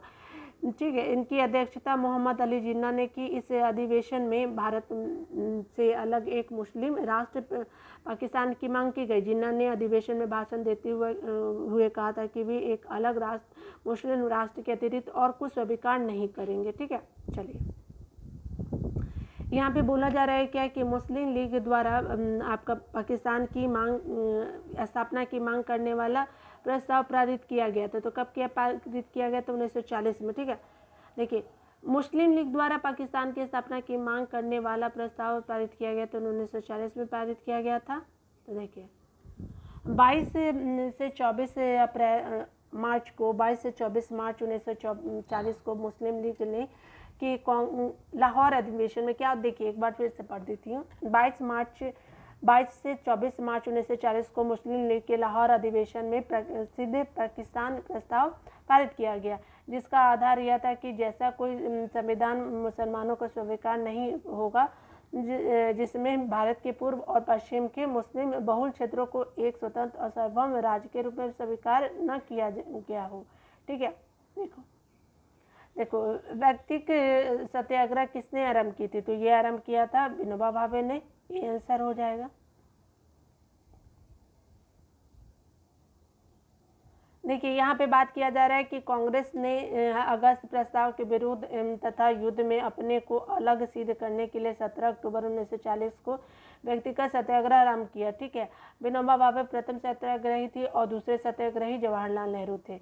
आप कमेंट करेंगे कि तीसरे सत्याग्रही कौन थे। ठीक है, अगला बोल रहा है क्या कि व्यक्तिगत सत्याग्रह जो आंदोलन के प्रथम सत्याग्रही कौन थे? तो ये थे विनोबा भावे जी थे। ठीक है, अगला देख लेते हैं। सर्वोदय शब्द का प्रयोग सर्वप्रथम किसने किया था? तो ये किया था महात्मा गांधी ने। ये आंसर हो गया। देखिए सर्वोदय संस्कृत के दो शब्दों सर्व यानी जिसका अर्थ होता है सबका तथा उदय जिसका अर्थ होता है उत्थान से मिलकर बना है। सर्वोदय शब्द का अर्थ होता है का प्रयोग सर्वप्रथम महात्मा गांधी ने किया था। वर्ष 1908 में जॉन रस्किन की पुस्तक अनटू द लॉस्ट, ये लास्ट है शायद। ठीक है, अनटू द लास्ट के अनुवाद में इसका प्रयोग किया गया था। इसका उद्देश्य सभी के अंदर स्वाधीनता और समानता की भावना का विकास करना है। ठीक है, अगला देखिए किसकी दृष्टि में क्रिप्स प्रस्ताव एक टूटे हुए बैंक की नाम एक उत्तर दिनांकित चेक है। तो ये किसकी दृष्टि में? तो जवाहरलाल नेहरू के दृष्टि में। ठीक है, तो बी आंसर हो जाएगा। देखिए यहाँ पे बात किया जा रहा है तो कह रहा है कि रंगून पर जापानी सेनाओं का अधिकार हो जाने पर अमेरिका के दबाव में ब्रिटिश सरकार ने ब्रिटिश मंत्रिमंडल के एक सदस्य सर स्टेफर्ड क्रिप्स को भारत भेजने का निर्णय लिया ताकि भारतीय नेताओं के साथ बातचीत करके कोई समाधान ढूंढा जा सके। क्रिप्स भारत में 3 सप्ताह रहे। ठीक है, यानी मार्च अप्रैल 1942 और भारतीय नेताओं के साथ विचार विमर्श करके उन्होंने एक प्रारूप के रूप में अपने प्रस्तावों की घोषणा की। महात्मा गांधी ने इसे उत्तर तृतीय चेक की संज्ञा दी थी, जबकि आपका क्या बोला गया था? जवाहरलाल नेहरू ने यह जोर दिया कि ऐसा बैंक जो टूट रहा है। ठीक है, तो इस तरह से हो गया। ठीक है, चलिए यहाँ बात किया जा रहा है क्या कि देखिए अगला प्रश्न बोल रहा है क्या कि भारत छोड़ो आंदोलन का नेतृत्व किया था, किसने किया था? तो इनमें से किसी ने भी नहीं किया था। तो देख लेते हैं क्या पूरा डिटेल में दिया हुआ है। अखिल भारतीय कांग्रेस समिति की बैठक 8 अगस्त 1942 को लगभग अर्धरात्रि में समाप्त हुई। उसी रात को पुलिस ने महात्मा गांधी, मौलाना आज़ाद और सभी प्रमुख नेताओं को कांग्रेसी नेताओं को क्या किया कि गिरफ्तार कर लिया। 1 सप्ताह के भीतर कांग्रेस संगठन ने समयबद्ध प्रत्येक महत्वपूर्ण व्यक्तियों को गिरफ्तार कर लिया 1 सप्ताह के अंदर ही। अतः आंदोलन नेतृत्वहीन हो गया, यानी कोई नेतृत्व ही नहीं किया था इसका।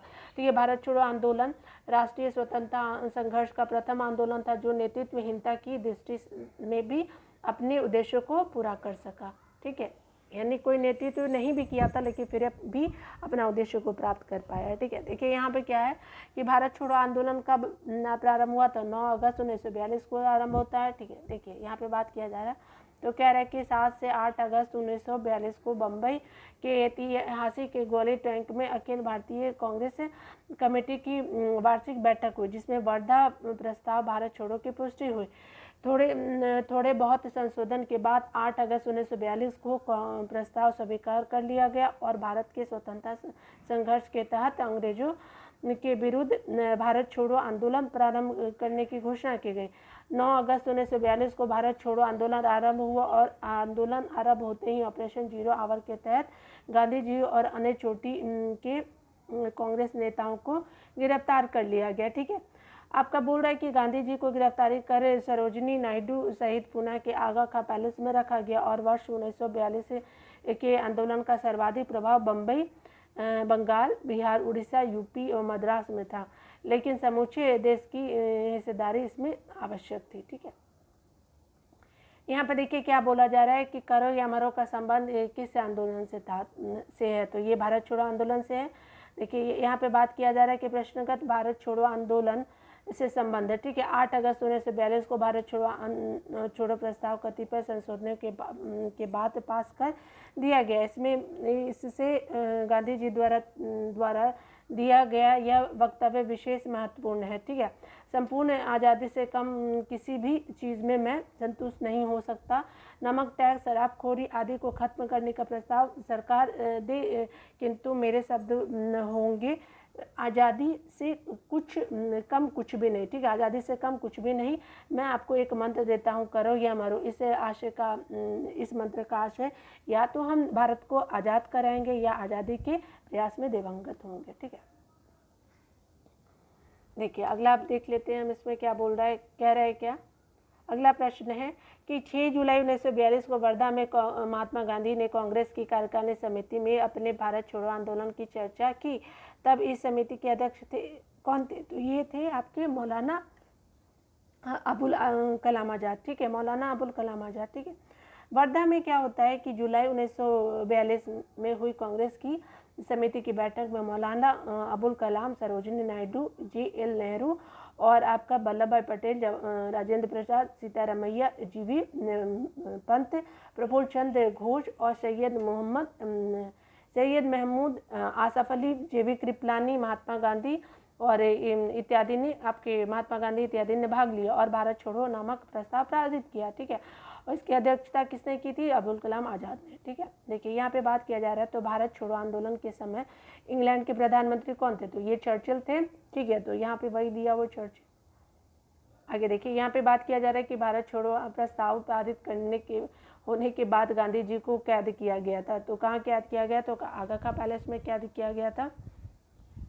यहाँ पे देखिए बात किया जा रहा है तो भारत छोड़ो प्रस्ताव जो है वर्धा कांग्रेस कार्य समिति द्वारा पारित होने के बाद 9 अगस्त 1942 को गांधी जी एवं अन्य सभी कांग्रेसी नेताओं को बंदी बना लिया गया। ठीक है, गांधी जी को आगा खां पैलेस में नजरबंद रखा गया और कांग्रेस कार्य समिति के सदस्य यानी नेहरू, अबुल कलाम आज़ाद, आसफ अली, GV पंत आदि को अहमदनगर किले में रखा गया। ठीक है, यहाँ पे बात किया जा रहा है तो कह रहा है क्या भारत छोड़ो आंदोलन से उत्पन्न दंगे किस क्षेत्र में सबसे अधिक व्यापक रहे? तो ये थे आपके कहाँ? तो आपके बिहार और आपके संयुक्त प्रांत, 2 जगहों पे। देखिए यहाँ पे डिटेल में देखते हैं कि भारत छोड़ो आंदोलन 1942 से उत्पन्न दंगे बिहार और यूपी, जिसको उस समय संयुक्त प्रांत में सबसे अधिक क्या हुआ कि व्यापक रहे। यहाँ विद्रोह जैसा माहौल बन गया।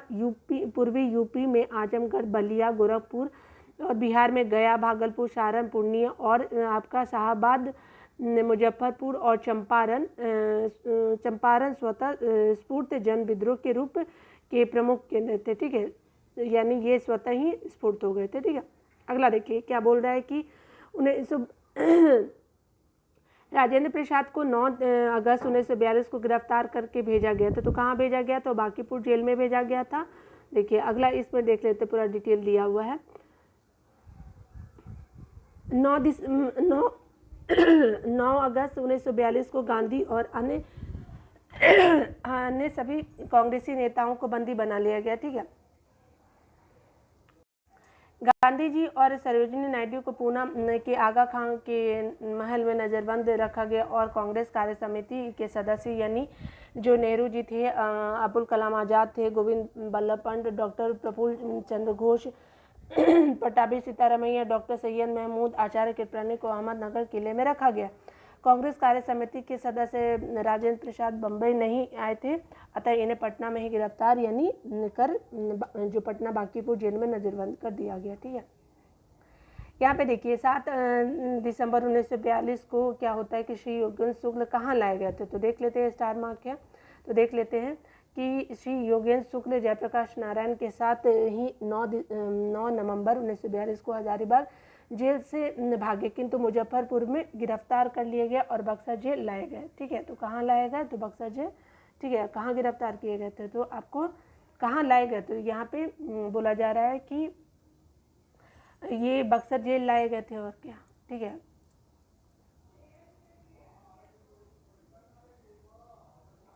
यहाँ पे देखिए क्या बोला है, भारत छोड़ो आंदोलन के दौरान इनमें से कौन सा हजारीबाग जेल से फरार हो गया था, तो ये फरार हुए थे आपके जयप्रकाश नारायण जी। ठीक है, देखिए अगला क्या बोल रहा है कि 9 अगस्त 1942 को जिन 2 नेताओं हजारीबाग को गिरफ्तार किया गया था, नेताओं यानी हजारीबाग जो 2 नेता थे को गिरफ्तार किया गया था, तो वो कौन से, तो शिव कुमार और रामानंद को 1942 में गिरफ्तार किया गया था। ठीक है, देखते हैं आगे।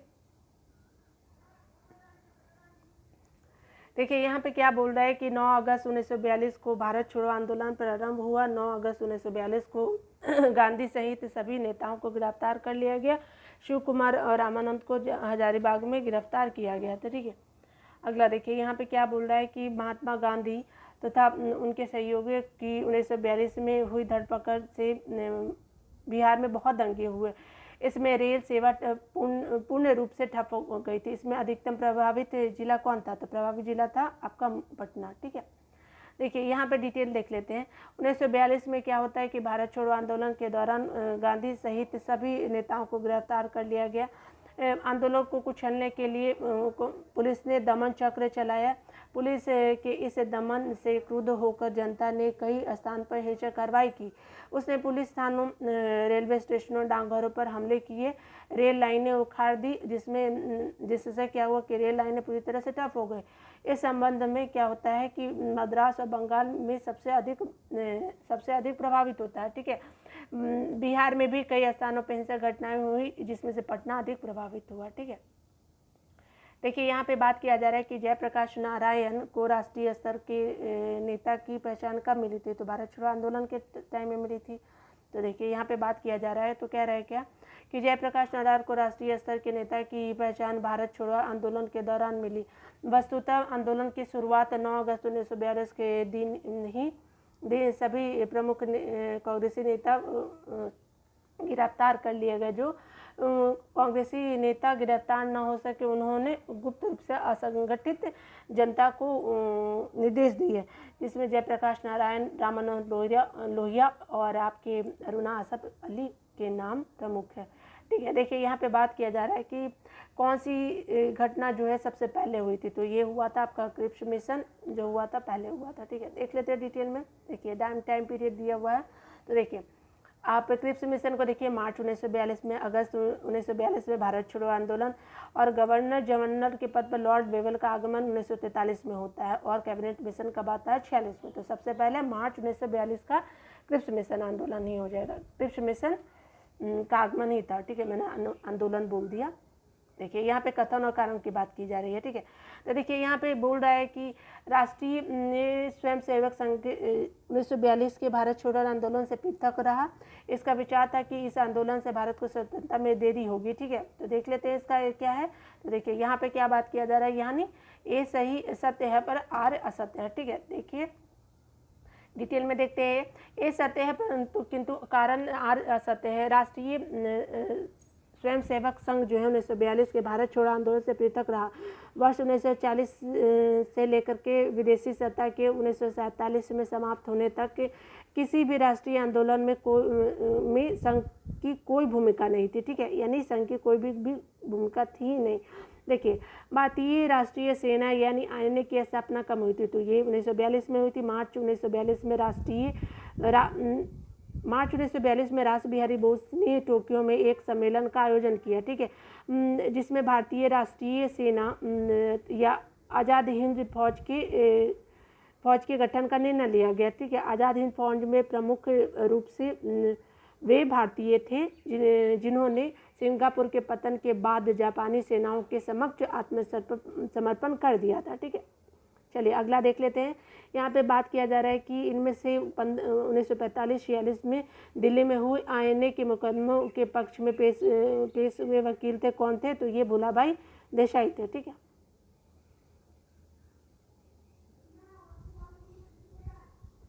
देखिए, यहाँ पे बात किया जा रहा है तो कह रहे हैं क्या वर्ष 1945 में लाल किले में आज़ाद हिंद फौज के सिपाहियों के प्रसिद्ध मुकदमे की पैरवी कैलाश नाथ काटजू, सर तेज बहादुर सप्रू, जवाहरलाल नेहरू, भूलाभाई देसाई आदि कर रहे थे। वकीलों के इस समूह की अध्यक्षता कौन कर रहे थे, तो भूलाभाई देसाई कर रहे थे, ठीक है। देखिए, आज़ाद हिंद फौज की निर्माण की घोषणा की गई थी, तो कब की गई थी, तो ये की गई थी आपका 21 अक्टूबर 1943 को, ठीक है।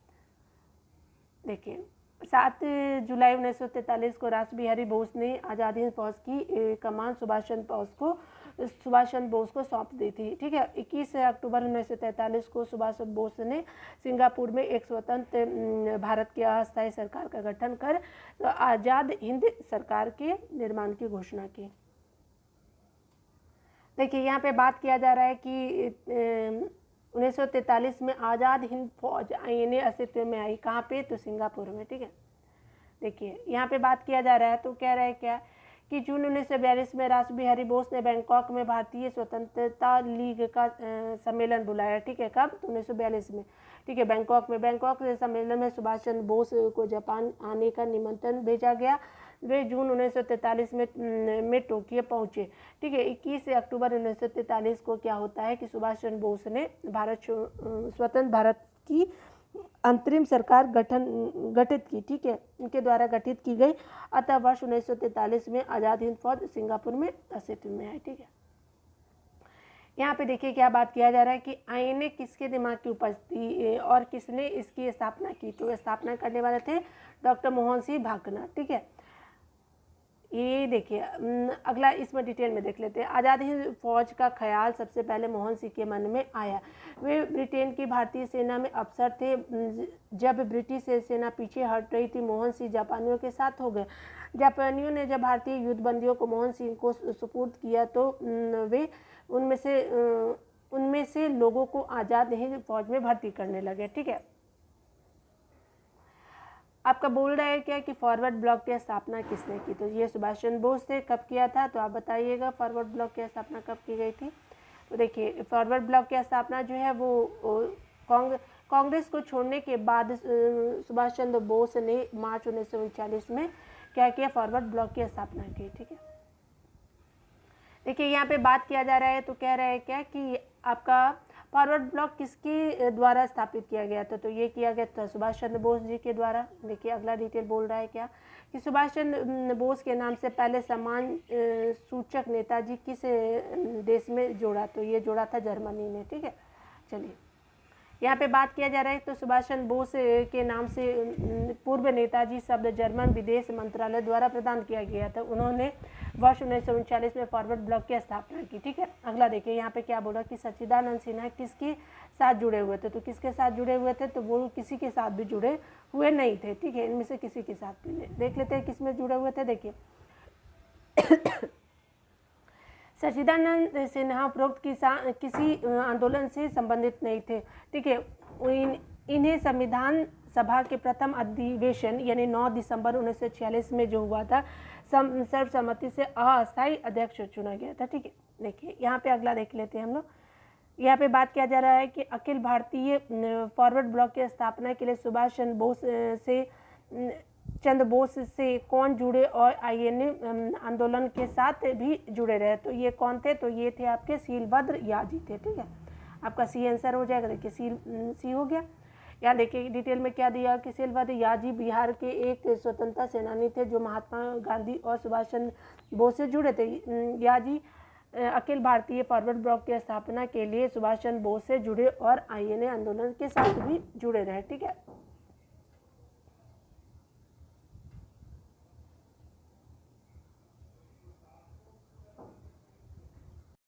देखिए यहाँ पे जो आपका बोल रहा है तो यहाँ पे सुमेलित करने के लिए बोल रहा है। तो आपको देखिए सुमेलन करना है तो इसमें कह रहा है कि बारदोली, चौरी चौरा, यरवदा और आपका क्या बोल रहा है कि नोआखली। नोआखली कहाँ है? बारदोली कहाँ है? तो बारदोली आपका हो गया गुजरात में। उसके अलावा चौरी चौरा कहाँ है? तो आपका यूपी में हो गया। यरवदा कहाँ है? महाराष्ट्र में है। और आपका नोआखली कहाँ है? तो आपका पश्चिम बंगाल में। तो देख लेते हैं आपका आंसर क्या है। तो सी आंसर है सही। ठीक है, तो देखिए यहाँ पे देखिए, यहाँ पे बात किया जा रहा है तो कह रहे हैं क्या कि बारदोली जो है गुजरात राज्य में स्थित है। चौरा चौरी वर्तमान में उत्तर प्रदेश में स्थित है। यहाँ पर असहयोग आंदोलन के दौरान 4 फरवरी 1922 को हिंसक भीड़ ने एक थाना जला दिया था, जिसमें से कितने पुलिसकर्मी मारे गए? तो 23 पुलिसकर्मी मारे गए थे। इस घटना से दुखी होकर गांधी जी ने 12 फरवरी 1922 को असहयोग आंदोलन वापस ले लिया था। ठीक है, यरवदा जेल कहाँ है? महाराष्ट्र में। नोआखली कहाँ है? तो पश्चिम बंगाल में। ठीक है, जहाँ स्वतंत्रता के समय भीषण दंगे हुए थे। ठीक है, देखिए यहाँ पे बात किया जा रहा है कैबिनेट मिशन भारत कब आया था? तो ये आता है आपका इनमें से किसी टाइम में नहीं। ठीक है, ये आंसर हो जाएगा। देखिए क्योंकि मार्च 1942 में क्या होता है, 1946 में जो है वो आता है कैबिनेट मिशन। ठीक है, यहाँ 42 दिया हुआ है तो ये सही नहीं है। देखिए यहाँ पे डिटेल में देख लेते हैं। कैबिनेट मिशन 24 मार्च 1946 को दिल्ली यानी भारत आया। ठीक है, इसके अध्यक्ष जो थे वो लॉर्ड पैट्रिक लॉरेंस यानी भारत सचिव थे पैट्रिक लॉरेंस। ठीक है, तथा अन्य 2 सदस्य कौन थे? तो स्टेफर्ड क्रिप्स जो अध्यक्ष थे बोर्ड ऑफ ट्रेड की, और एवी अलेक्जेंडर जो थे वो नौसेना मंत्री थे। ठीक है, चलिए कैबिनेट मिशन की अध्यक्षता किसके द्वारा की गई थी? तो ये किया गया था आपका सर पी लॉरेंस के, पैट्रिक लॉरेंस के द्वारा किया गया था। देखिए यहाँ पे बात किया जा रहा है तो कह रहा है क्या कि ब्रिटेन में 26 जुलाई 1945 को इटली के नेतृत्व में क्या होता है कि ब्रिटिश मंत्रिमंडल ने सत्ता ग्रहण किया कि कब? तो ये आपका ब्रिटेन की बात हो रही है। ठीक है, नौसेना विद्रोह के एक दिन बाद 1 फरवरी 1946 को भारत सचिव लॉर्ड पैट्रिक लॉरेंस ने भारत में संवैधानिक सुधारों के लिए एक शिष्टमंडल भेजा। किस सुधारों के लिए? तो संवैधानिक सुधारों के लिए एक शिष्टमंडल भेजने का निर्णय किया। कैबिनेट मिशन नामक यह शिष्टमंडल 24 मार्च 1946 को दिल्ली आया और इसके अध्यक्ष भारत मंत्री लॉर्ड पैट्रिक लॉरेंस तथा अन्य 2 सदस्यों में स्टेफर्ड क्रिप्स और एवी अलेक्जेंडर थे। ठीक है, चलिए आगे देख लेते हैं। यहाँ पे बात किया जा रहा है तो कह रहा है क्या कि इनमें से कौन कैबिनेट मिशन के सदस्य नहीं थे? तो कौन सदस्य नहीं थे? तो वेवेल सदस्य नहीं थे। ठीक है, देखिए अगला आपका बोल रहा है क्या कि वह कौन सा कांग्रेस नेता था जिसने क्रिप्स मिशन एवं लॉर्ड वेवेल दोनों से वार्ताएं की थी? तो किससे की थी? तो अबुल कलाम आज़ाद थे। तो ये आंसर सही हो जाएगा। देखिए आपका अबुल कलाम आज़ाद वर्ष 1940 से लेकर के वर्ष 1946 तक कांग्रेस के अध्यक्ष रहे। उन्होंने क्रिप्स मिशन 1942 में, लॉर्ड वेवेल 1945 में दोनों से वार्ताएं की थी। ठीक है, किसने?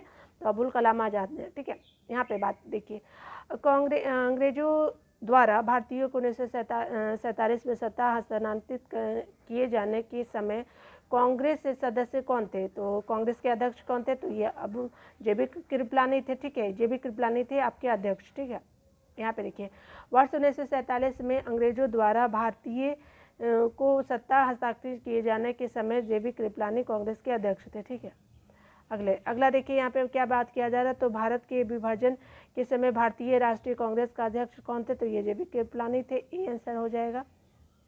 देखिए यहाँ पे बात किया जा रहा है भारत विभाजन के समय जेबी कृपलानी भारतीय राष्ट्रीय कांग्रेस के अध्यक्ष थे। वे 23 जनवरी 1946 के मेरठ अधिवेशन में अध्यक्ष बने और नवंबर 1947 तक अध्यक्ष रहे। इनके इस्तीफा देने के उपरांत डॉक्टर राजेंद्र प्रसाद अध्यक्ष बने। ठीक है, यहाँ पे क्या हो रहा है कि सन 1947 के भारतीय राष्ट्रीय कांग्रेस की दिल्ली अधिवेशन की अध्यक्षता किसने की? तो ये किया गया था आपका राजेंद्र प्रसाद ने किया था। ठीक है, चलिए आपका इसमें डिटेल में देख लेते हैं कि नवंबर 1947 में जेबी कृपलानी के इस्तीफे के बाद दिल्ली में कांग्रेस का विशेष अधिवेशन आयोजित किया गया था, जिसकी अध्यक्षता किसने की? तो डॉक्टर राजेंद्र प्रसाद ने की थी। यहाँ पे बात किया जा रहा है तो कह रहा है क्या कि देखिए यहाँ पे बोल रहा है कि इलाहाबाद में संपन्न कांग्रेस कार्यकारिणी समिति की बैठक जो होती है अप्रैल मई 1942 में निम्नलिखित सदस्यों में से एक सदस्य भारत के नाजीवाद, फांसीवाद तथा साम्राज्यवाद विरोधी निश्चित रुख के कारण जापान के विरुद्ध गुरिल्ला युद्ध को अपनी योजना के पक्ष में बहुमत जुटाने में सक्षम हुए थे। तो ये कौन थे? तो आपके जवाहरलाल नेहरू थे। ठीक है, सरोजिनी नायडू नहीं, जवाहरलाल नेहरू। ठीक है, पंडित जवाहरलाल नेहरू के बारे में बोल रहा है कि भारत के नाजीवाद, फांसीवाद तथा साम्राज्यवाद विरोधी निश्चित रुख के कारण जापान के विरुद्ध गुरिल्ला युद्ध की अपनी योजना के पक्ष में इलाहाबाद में हुई कांग्रेस कार्यकारिणी समिति की बैठक में 13 मई 1942 में बहुमत प्राप्त किया था। ठीक है, यानी कार्यकारी समिति की बैठक जो हुई थी 13 मई 1942 में बहुमत प्राप्त किया था। ठीक है, देखिए यहाँ पे बात किया जा रहा है कि नागरिक सेवाओं के लिए प्रतियोगी परीक्षा प्रणाली को सिद्धांत स्वीकार किया। तो कब स्वीकार किया गया था परीक्षा प्रणाली को? तो ये था 1853 में। ठीक है, देखिए 1853 के चार्टर एक्ट में यह व्यवस्था की गई थी कि नियंत्रण बोर्ड और अन्य पदाधिकारियों को वेतन सरकार निश्चित करेगी, परंतु धन कंपनी देगी। डायरेक्टरों की संख्या 24 से घटाकर 18 कर दी गई थी। इसमें 6 क्राउन द्वारा मनोनीत किए जाने थे। नियुक्ति अब प्रतियोगी परीक्षा द्वारा की जानी थी, जिसमें किसी प्रकार का भेदभाव नहीं किया जाएगा। ठीक है, देखिए यहाँ पे बात किया जा रहा है क्या निम्नलिखित में से किस अधिनियम के तहत लॉर्ड कॉर्नवालिस को अपनी काउंसिल के फैसलों को रद्द करने का अधिकार दिया गया था? तो ये दिया गया था 1786 ईस्वी के एक्ट में। ठीक है, यहाँ पे बात किया जा रहा है कि गवर्नर जनरल तथा मुख्य सेनापति दोनों की शक्तियों लेना चाहता था। कॉर्नवालिस जो था गवर्नर जनरल और मुख्य सेनापति दोनों की शक्तियाँ लेना चाहता था। 1786 के एक्ट के अनुसार इसे स्वीकार कर लिया गया तथा विशेष अवस्था में अपनी परिषद के निर्णयों को रद्द करने, अपने निर्णय परिषद के निर्णयों को रद्द करने तथा अपने निर्णयों को लागू करने का अधिकार भी गवर्नर जनरल को दिया गया। शायद लाइन को रिपीट कर दिया गया है इसमें। ठीक है, चलिए देखिए यहाँ पे बात किया जा रहा है कि भारत सरकार अधिनियम 1935 ने समाप्त की। तो क्या समाप्त की? तो ये प्रांतीय द्वैध शासन प्रणाली को, प्रांतीय की जगह कहाँ हो गया? तो ये केंद्र में हो गया। देखिए यहाँ पे बात किया जा रहा है तो कह रहा है कि भारत सरकार अधिनियम 1935 के प्रांतीय द्वैध शासन व्यवस्था समाप्त करके प्रांतीय स्वतंत्रता लागू की। फलतः आरक्षित एवं हस्तांतरित विषयों में भेद समाप्त हो गया। कुछ आरक्षण सहित प्रांतों में पूर्ण उत्तरदायी सरकार स्थापित की गई। ठीक है, ये देखिए आपका पुस्तकीय और लेखक के बारे में है। ठीक है, तो देखिए आनंद मठ तो आप सभी जानते होंगे किसका है आनंद मठ, तो आपको बताने की ज़रूरत है। तो ये बंकिम चंद्र चट्टोपाध्याय है। ठीक है, आवर इंडियन मुसलमान है, तो ये आपका हो गया 5 का बी हो गया। ठीक है, तो इस तरह से हम लोग देख लेते हैं डिटेल में। चलिए इसका आंसर क्या हो जाएगा आप मिला लीजिएगा। यहाँ सी मैं थोड़ा सा दूर कर देती हूँ आपका। ठीक है, तो देखिए, ठीक है, तो ये सी हो गया। चलिए मिला लेते हैं। यहाँ पे देखिए फर्स्ट का ए है। ठीक है, फर्स्ट का क्या है? तो देखिए फर्स्ट का क्या है? History of the freedom movement in India, Tarachand का हो गया। आपका सेकेंड का के दत्ता है। ठीक है, हिस्ट्री ऑफ द आपका क्या है कि history of the freedom movement in Bihar क्या है? तो के दत्ता का है। आपका तीसरा क्या है? तो आपका आनंद मठ क्या हो जाएगा? तो आनंद मठ तो बताने की ज़रूरत नहीं है। आपका ये एफ हो जाएगा। और वो का क्या हो जाएगा? प्रिंसेप्ट ऑफ जीसस के लेखक कौन है? तो ये है आपके राजा राम मोहन राय। और आवर इंडियन मुसलमान तो मैंने आपको बता ही दिया। ठीक है, इस तरह से डी खाली नहीं था, आपका डी नहीं था, इसको हटा दीजिए। ठीक है, तो इस तरह से आपका आंसर सी हो जाएगा। देखिए यहाँ पे मैंने बता दिए तो बोलने का ज़रूरत तो नहीं है, चलिए मैं बता ही देती हूँ। ठीक है, चलिए यहाँ पे बात किया जा रहा है कि history of the freedom movement in India Tarachand द्वारा लिखित भारत का स्वतंत्र संग्राम का इतिहास है। आनंद मठ की रचना जो है बंकिम चंद्र चटर्जी ने की। इसका कथानक सन्यासी विद्रोह 1763 से 1800 तक पर आधारित है। प्रिंसेस ऑफ जीसस जो है राजा राम मोहन राय की कृति है। और इंडियन मुसलमान जो है वो W हंटर की पुस्तक है। एवं के दत्ता ने history of freedom movement in Bihar लिखा है। कौन लिखे हैं? तो के दत्ता। ठीक है, तो देखिए अमेरिका में बोला जा रहा है कि फ्री हिंदुस्तान अखबार किसने शुरू किया तो ये शुरू किया था तारकनाथ दास ने। देखिए अमेरिका में जो वैंकूवर है फ्री हिंदुस्तान नामक फ्री हिंदुस्तान अखबार तारकनाथ दास ने शुरू किया। इसके माध्यम से सामाजिक सुधारों की आवाज़ उठाई गई और वर्ष 1910 में भारतीय कांग्रेस से अंग्रेजों के खिलाफ विद्रोह का आह्वान किया गया। ठीक है, इंडिया अनरेस्ट का लेखक था तो इंडिया अनरेस्ट का लेखक कौन है? तो दादा भाई नौरोजी है कि वैलेंटाइन सिरोल है? तो वैलेंटाइन सिरोल है, तो ये आपका डी आंसर हो जाएगा। देखिए आपका इसमें डिटेल में दिया हुआ है। इंडिया अनरेस्ट के जो लेखक है वैलेंटाइन सिरोल, इसने ही बाल गंगाधर तिलक को भारत में अशांति का जन्मदाता कहा था। ठीक है, फलतः तिलक ने इस पर मानहानि का मुकदमा दायर किया था। ठीक है, उपन्यास दुर्गेश नंदी के लेखक कौन है? तो ये कौन है? तो आपके बंकिम चंद्र चटर्जी जो है वो दुर्गेश नंदी के लेखक है। ठीक है, और ये क्या है? एक उपन्यास है। ठीक है, यहाँ पे बात किया जा रहा है कि दुर्गेश नंदी लेखक बंकिम चंद्र चटर्जी 1865 ईस्वी में लिखित यह उनका पहला उपन्यास था। ठीक है, कब लिखा गया था? तो 1865 में। इसके अतिरिक्त उन्होंने आनंद मठ, राशि, विप्रवृक्ष जैसे उपन्यास लिखकर बांग्ला साहित्य को नई दिशा दी। ठीक है, यहाँ पे क्या बोल रहा है? तो कह रहा है कि निम्नलिखित में से किस अखबार का प्रकाशन पटना में होता था? तो इंडियन नेशन का प्रकाशन होता था। वर्ष 1931 में दरभंगा के महाराजा कामेश्वर सिंह ने दी इंडियन नेशन का प्रकाशन किया। ठीक है, कब किया था? तो 1931 में। ठीक है, झंडा गीत किसने लिखा था? तो झंडा गीत लिखा था श्यामल लाल पार्षद ने। झंडा गीत की रचना का श्रेय श्यामल लाल गुप्त पार्षद ने लिखा था। ठीक है, अगला देखिए यहाँ पे बोल रहा है कि 1908 में बाल गंगाधर तिलक को जेल हुआ था। कितने साल का जेल हुआ था? तो ये 6 साल का जेल हुआ था।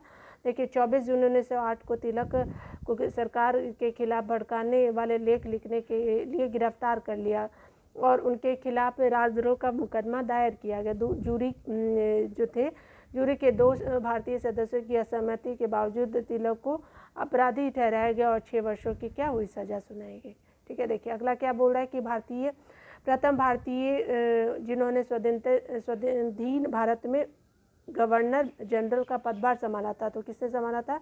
तो सी राजगोपालाचारी ने संभाला था। बी हो जाएगा। देखिए यहाँ डिटेल में दिया गया है। तो सी राजगोपालाचारी 1948 से 50 में स्वतंत्र भारत के प्रथम और अंतिम गवर्नर जनरल थे। इस पद पर 26 जनवरी 1950 तक रहे।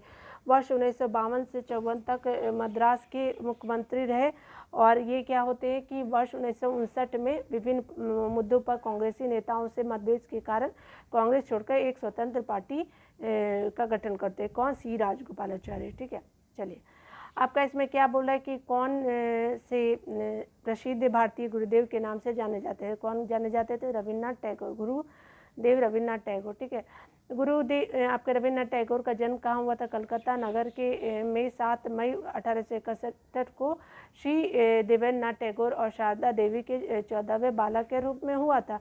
वर्ष 1901 में उन्होंने शांति निकेतन में एक विद्यालय आरंभ किया जो वर्ष 1918 में विश्व भारती नाम से विश्वविख्यात विश्वविद्यालय में परिवर्तित हो गया। वर्ष 1913 में उन्होंने गीतों की पुस्तिका गीतांजलि को साहित्य के नोबेल प्राइज से पुरस्कृत किया गया। वे गुरुदेव के नाम से जाने जाते थे। ठीक है, यहाँ पे बात किया जा रहा है तो जयप्रकाश नारायण जय किसान का नारा किसने दिया? तो ये दिया था लाल बहादुर शास्त्री ने। जय जवान जय किसान का प्रसिद्ध नारा भारत के भूतपूर्व प्रधानमंत्री लाल बहादुर शास्त्री ने दिया था। ठीक है, देखिए यहाँ पे बात किया जा रहा है किसके द्वारा मंदिरों में प्रवेश के अधिकार के मांग की प्रस्तुति के कारण 1899 में तिरुनेलवाली में भयंकर दंगे हुए। तो कहाँ हुआ था? मारवा में हुआ था। ठीक है, चलिए यहाँ पे देखिए क्या बोल रहा है कि आपका कह रहा है कि 6 जून 1899 को तिरुनेलवेली यानी शिवकाशी तमिलनाडु में एक भयंकर दंगे हुए, जिसमें इसमें क्या होता है कि नडार समुदाय के लोग लंबे समय से मंदिर में पूजा के अधिकार की मांग कर रहे थे। कौन? तो नडार समुदाय था, वो मांग कर रहे थे। मांग पूरी ना होने के कारण नडार और मारवा समुदाय के मध्य संघर्ष में यह दंगा हुआ था। ठीक है, चलिए।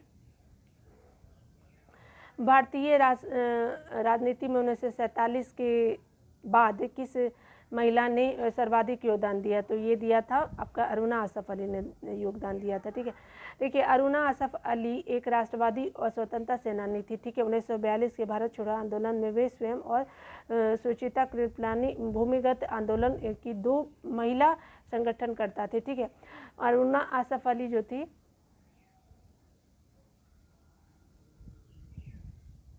अरुणा आसफ अली ने भारतीय राजनीति में 1947 के बाद 1948 में सोशलिस्ट पार्टी से जुड़ गई।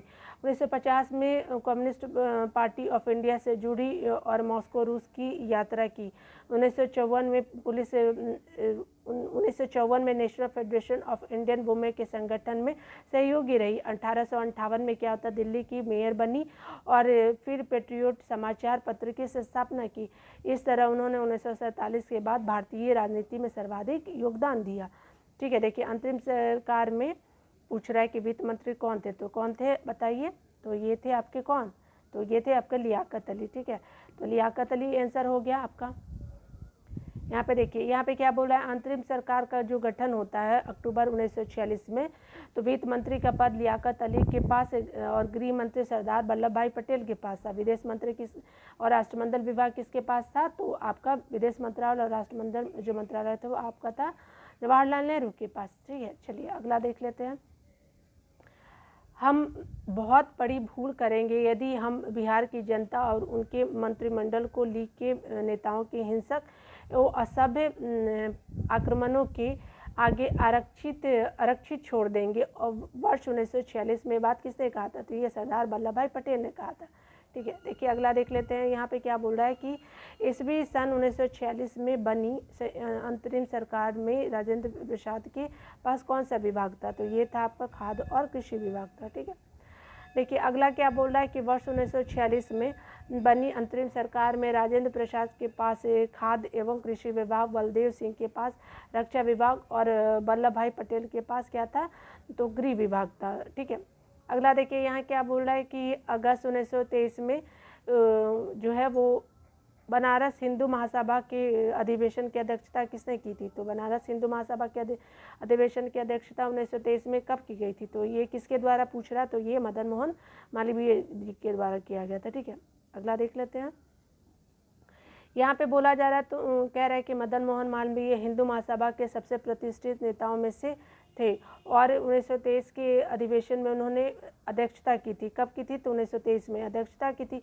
बनारस के इसी अधिवेशन में शुद्धि जैसे आंदोलन का स्वागत किया गया। उन्होंने हिंदी और अंग्रेजी में हिंदुस्तान और दी इंडियन यूनियन अभ्युदय और दी लीडर का प्रकाशन भी आरंभ किया। ठीक है, फ्रंटियर गांधी का असली नाम क्या था? तो फ्रंटियर गांधी का असली नाम था अब्दुल गफ्फार खां। ठीक है, तो आपका सी हो जाएगा। देखिए यहाँ पे बात क्या किया जा रहा है, तो कह रहा है कि ब्रिटिश से भारत के भूतपूर्व उत्तर पश्चिम सीमा प्रांत की पेशावर जिले और पाकिस्तान में एक गांव के जन्मे अब्दुल गफ्फार खां, जो जिनको सीमांत गांधी कहा जाता था। बादशाह खां, फ्रंटियर गांधी, फ़ख्र-ए-अफ़गान आदि नामों से जाने जाते थे। कौन? बादशाह खां, फ़ख्र-ए-अफ़गान आदि नामों से जाना जाता था। उन्हें 1987 में भारत रत्न की उपाधि से सम्मानित किया गया था, 1987 में। ठीक है, अगला देखिए क्या बोल रहा है कि राजेंद्र प्रसाद कहाँ के रहने वाले थे? तो वो रहने वाले थे आपके बिहार के। कांग्रेस नेता थे राजेंद्र प्रसाद और वे संविधान सभा के अध्यक्ष थे, अस्थायी अध्यक्ष बने। ठीक है, और संविधान लागू होने के बाद ये भारत के प्रथम राष्ट्रपति बने। ठीक है, अगला देख लेते हैं। रामचंद्र शर्मा किस गाँव से थे? तो ये थे आपके अम्हारा गांव से थे। रामचंद्र शर्मा अम्हारा गांव के निवासी थे। बिहार में फॉरवर्ड ब्लॉक के प्रमुख नेता थे। ठीक है, अगला देखिए यहाँ पे बात किया जा रहा है, तो आपका कह रहा है कि जगत नारायण लाल को किस जेल में रखा गया था? तो ये रखा गया तो बांकीपुर जेल में। ठीक है, डिटेल देख लेते हैं। तो बोल रहा है क्या प्रसिद्ध स्वतंत्रता सेनानी जब जयप्रकाश नारायण के सहयोगी 1942 के भारत छोड़ो आंदोलन के प्रमुख नेता थे। इस दौरान उन्हें गिरफ्तार करके बांकीपुर जेल जेल में भेजा गया। इस दौरान इन्हें गिरफ्तार करके बांकीपुर जेल के भेजा गया। ठीक है, बांकीपुर जेल में भेजा गया। देखिए यहाँ पे बात किया जा रहा है विश्व में शांति और आपसी सहयोग स्थापित करने के लिए नेहरू जी ने कौन सा मंदिर स्थापित किया। तो ये कौन सा सिद्धांत स्थापित किया, मैंने मंदिर बोल दिया, ठीक है, क्योंकि घंटी बज रही है इसलिए। तो ये स्थापित किया गया था, ए ऑप्शन हो जाएगा। ठीक है, तो देख लेते हैं कौन सा है। यहाँ पे गुटनिरपेक्षता था क्या, देख लेते हैं। हाँ, तो गुटनिरपेक्षता ही आपका सही आंसर हो जाएगा। तो क्या है कि विश्व में शांति और आपसी सहयोग स्थापित करने के लिए नेहरू जी ने कौन सा सिद्धांत दिया, तो गुटनिरपेक्षता का सिद्धांत दिया। ठीक है, यहाँ देखिए डिटेल में देख लेते हैं कह रहा है क्या कि नेहरू और भारत की नीति मुख्य रूप से यही रही कि शांति और निशस्त्रीकरण और जातीय समानता का पक्ष लिया जाए तथा अंतर्राष्ट्रीय सहयोग दिया जाए ताकि अंतर्राष्ट्रीय झगड़े शांतिपूर्वक सुलझाया जा सके। ज्ञातव्य है कि 20 दिसंबर 1961 को भारत के प्रधानमंत्री जो जवाहरलाल नेहरू, मिस्र के राष्ट्रपति कर्नल नासिर और यूगोस्लाविया के राष्ट्रपति मार्शल टिटो के सहयोग से विश्व की तीसरी शक्ति के रूप में यूगोस्लाविया की राजधानी में गुटनिरपेक्ष आंदोलन का गठन किया गया।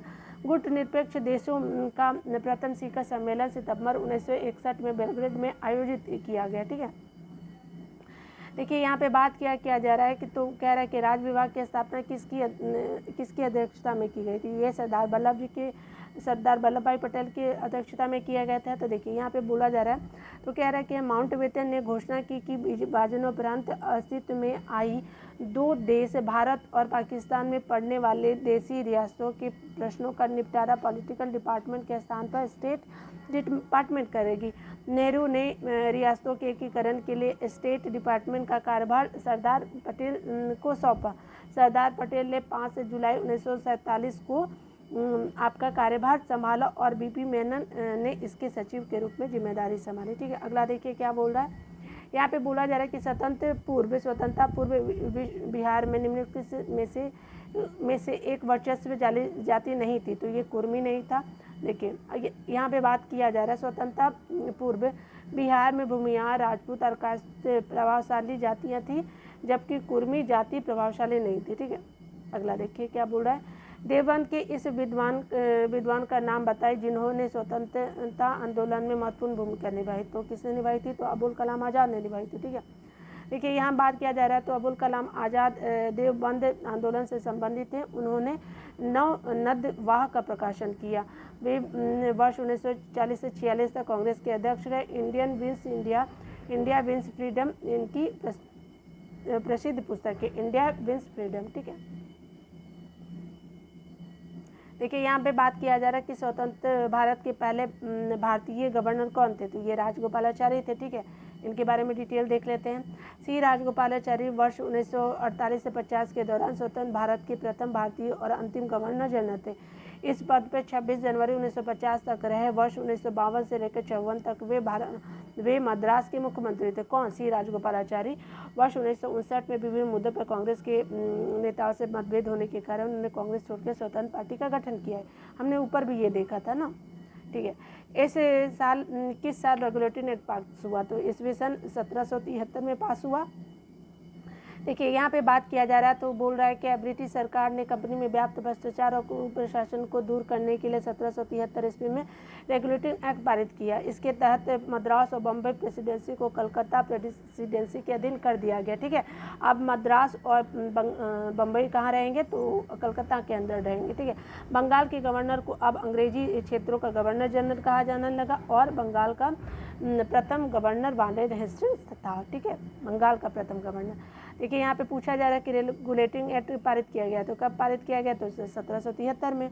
देखिए यहाँ पे बात किया जा रहा है कि आपका बोल रहा है कि ब्रिटिश शासन काल में संविधान की विकास में कौन सा कानून ऐतिहासिक नहीं था, तो ये था आपका प्रोटेक्शन ऑफ सिविल राइट्स, 1955 नहीं था। ठीक है, और कौन था, तो ये तीनों था। ठीक है, चलिए देख लीजिए यहाँ पे क्या बोल रहा है। कह रहा है कि भारत में ब्रिटिश शासन के दौरान ब्रिटिश सरकार के द्वारा रेगुलेटिंग एक्ट 1773, ठीक है, यानी regulating act 1773, charter act 1833, government of India act 1919 पारित किया गया, जबकि प्रोटेक्शन ऑफ सिविल राइट 1955 भारतीय संसद द्वारा पारित किया गया था। तो ये आपका अंग्रेजों के टाइम में नहीं पारित किया गया था, ठीक है।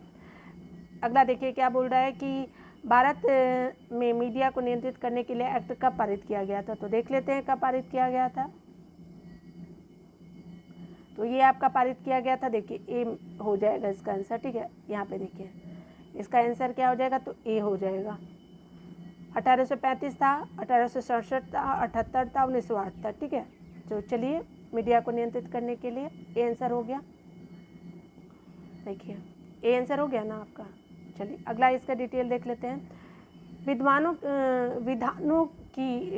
की दमनकारी नीतियों को उजागर करने के कारण सर्वप्रथम 1835 में प्रेस एक्ट का ऐलान किया गया। प्रेस और पुस्तकों का पंजीकरण अधिनियम 1967 1867 पारित किया गया। गवर्नर जनरल लॉर्ड लीटन ने 1878 ईस्वी में वर्नाकुलर प्रेस एक्ट पारित किया, ठीक है।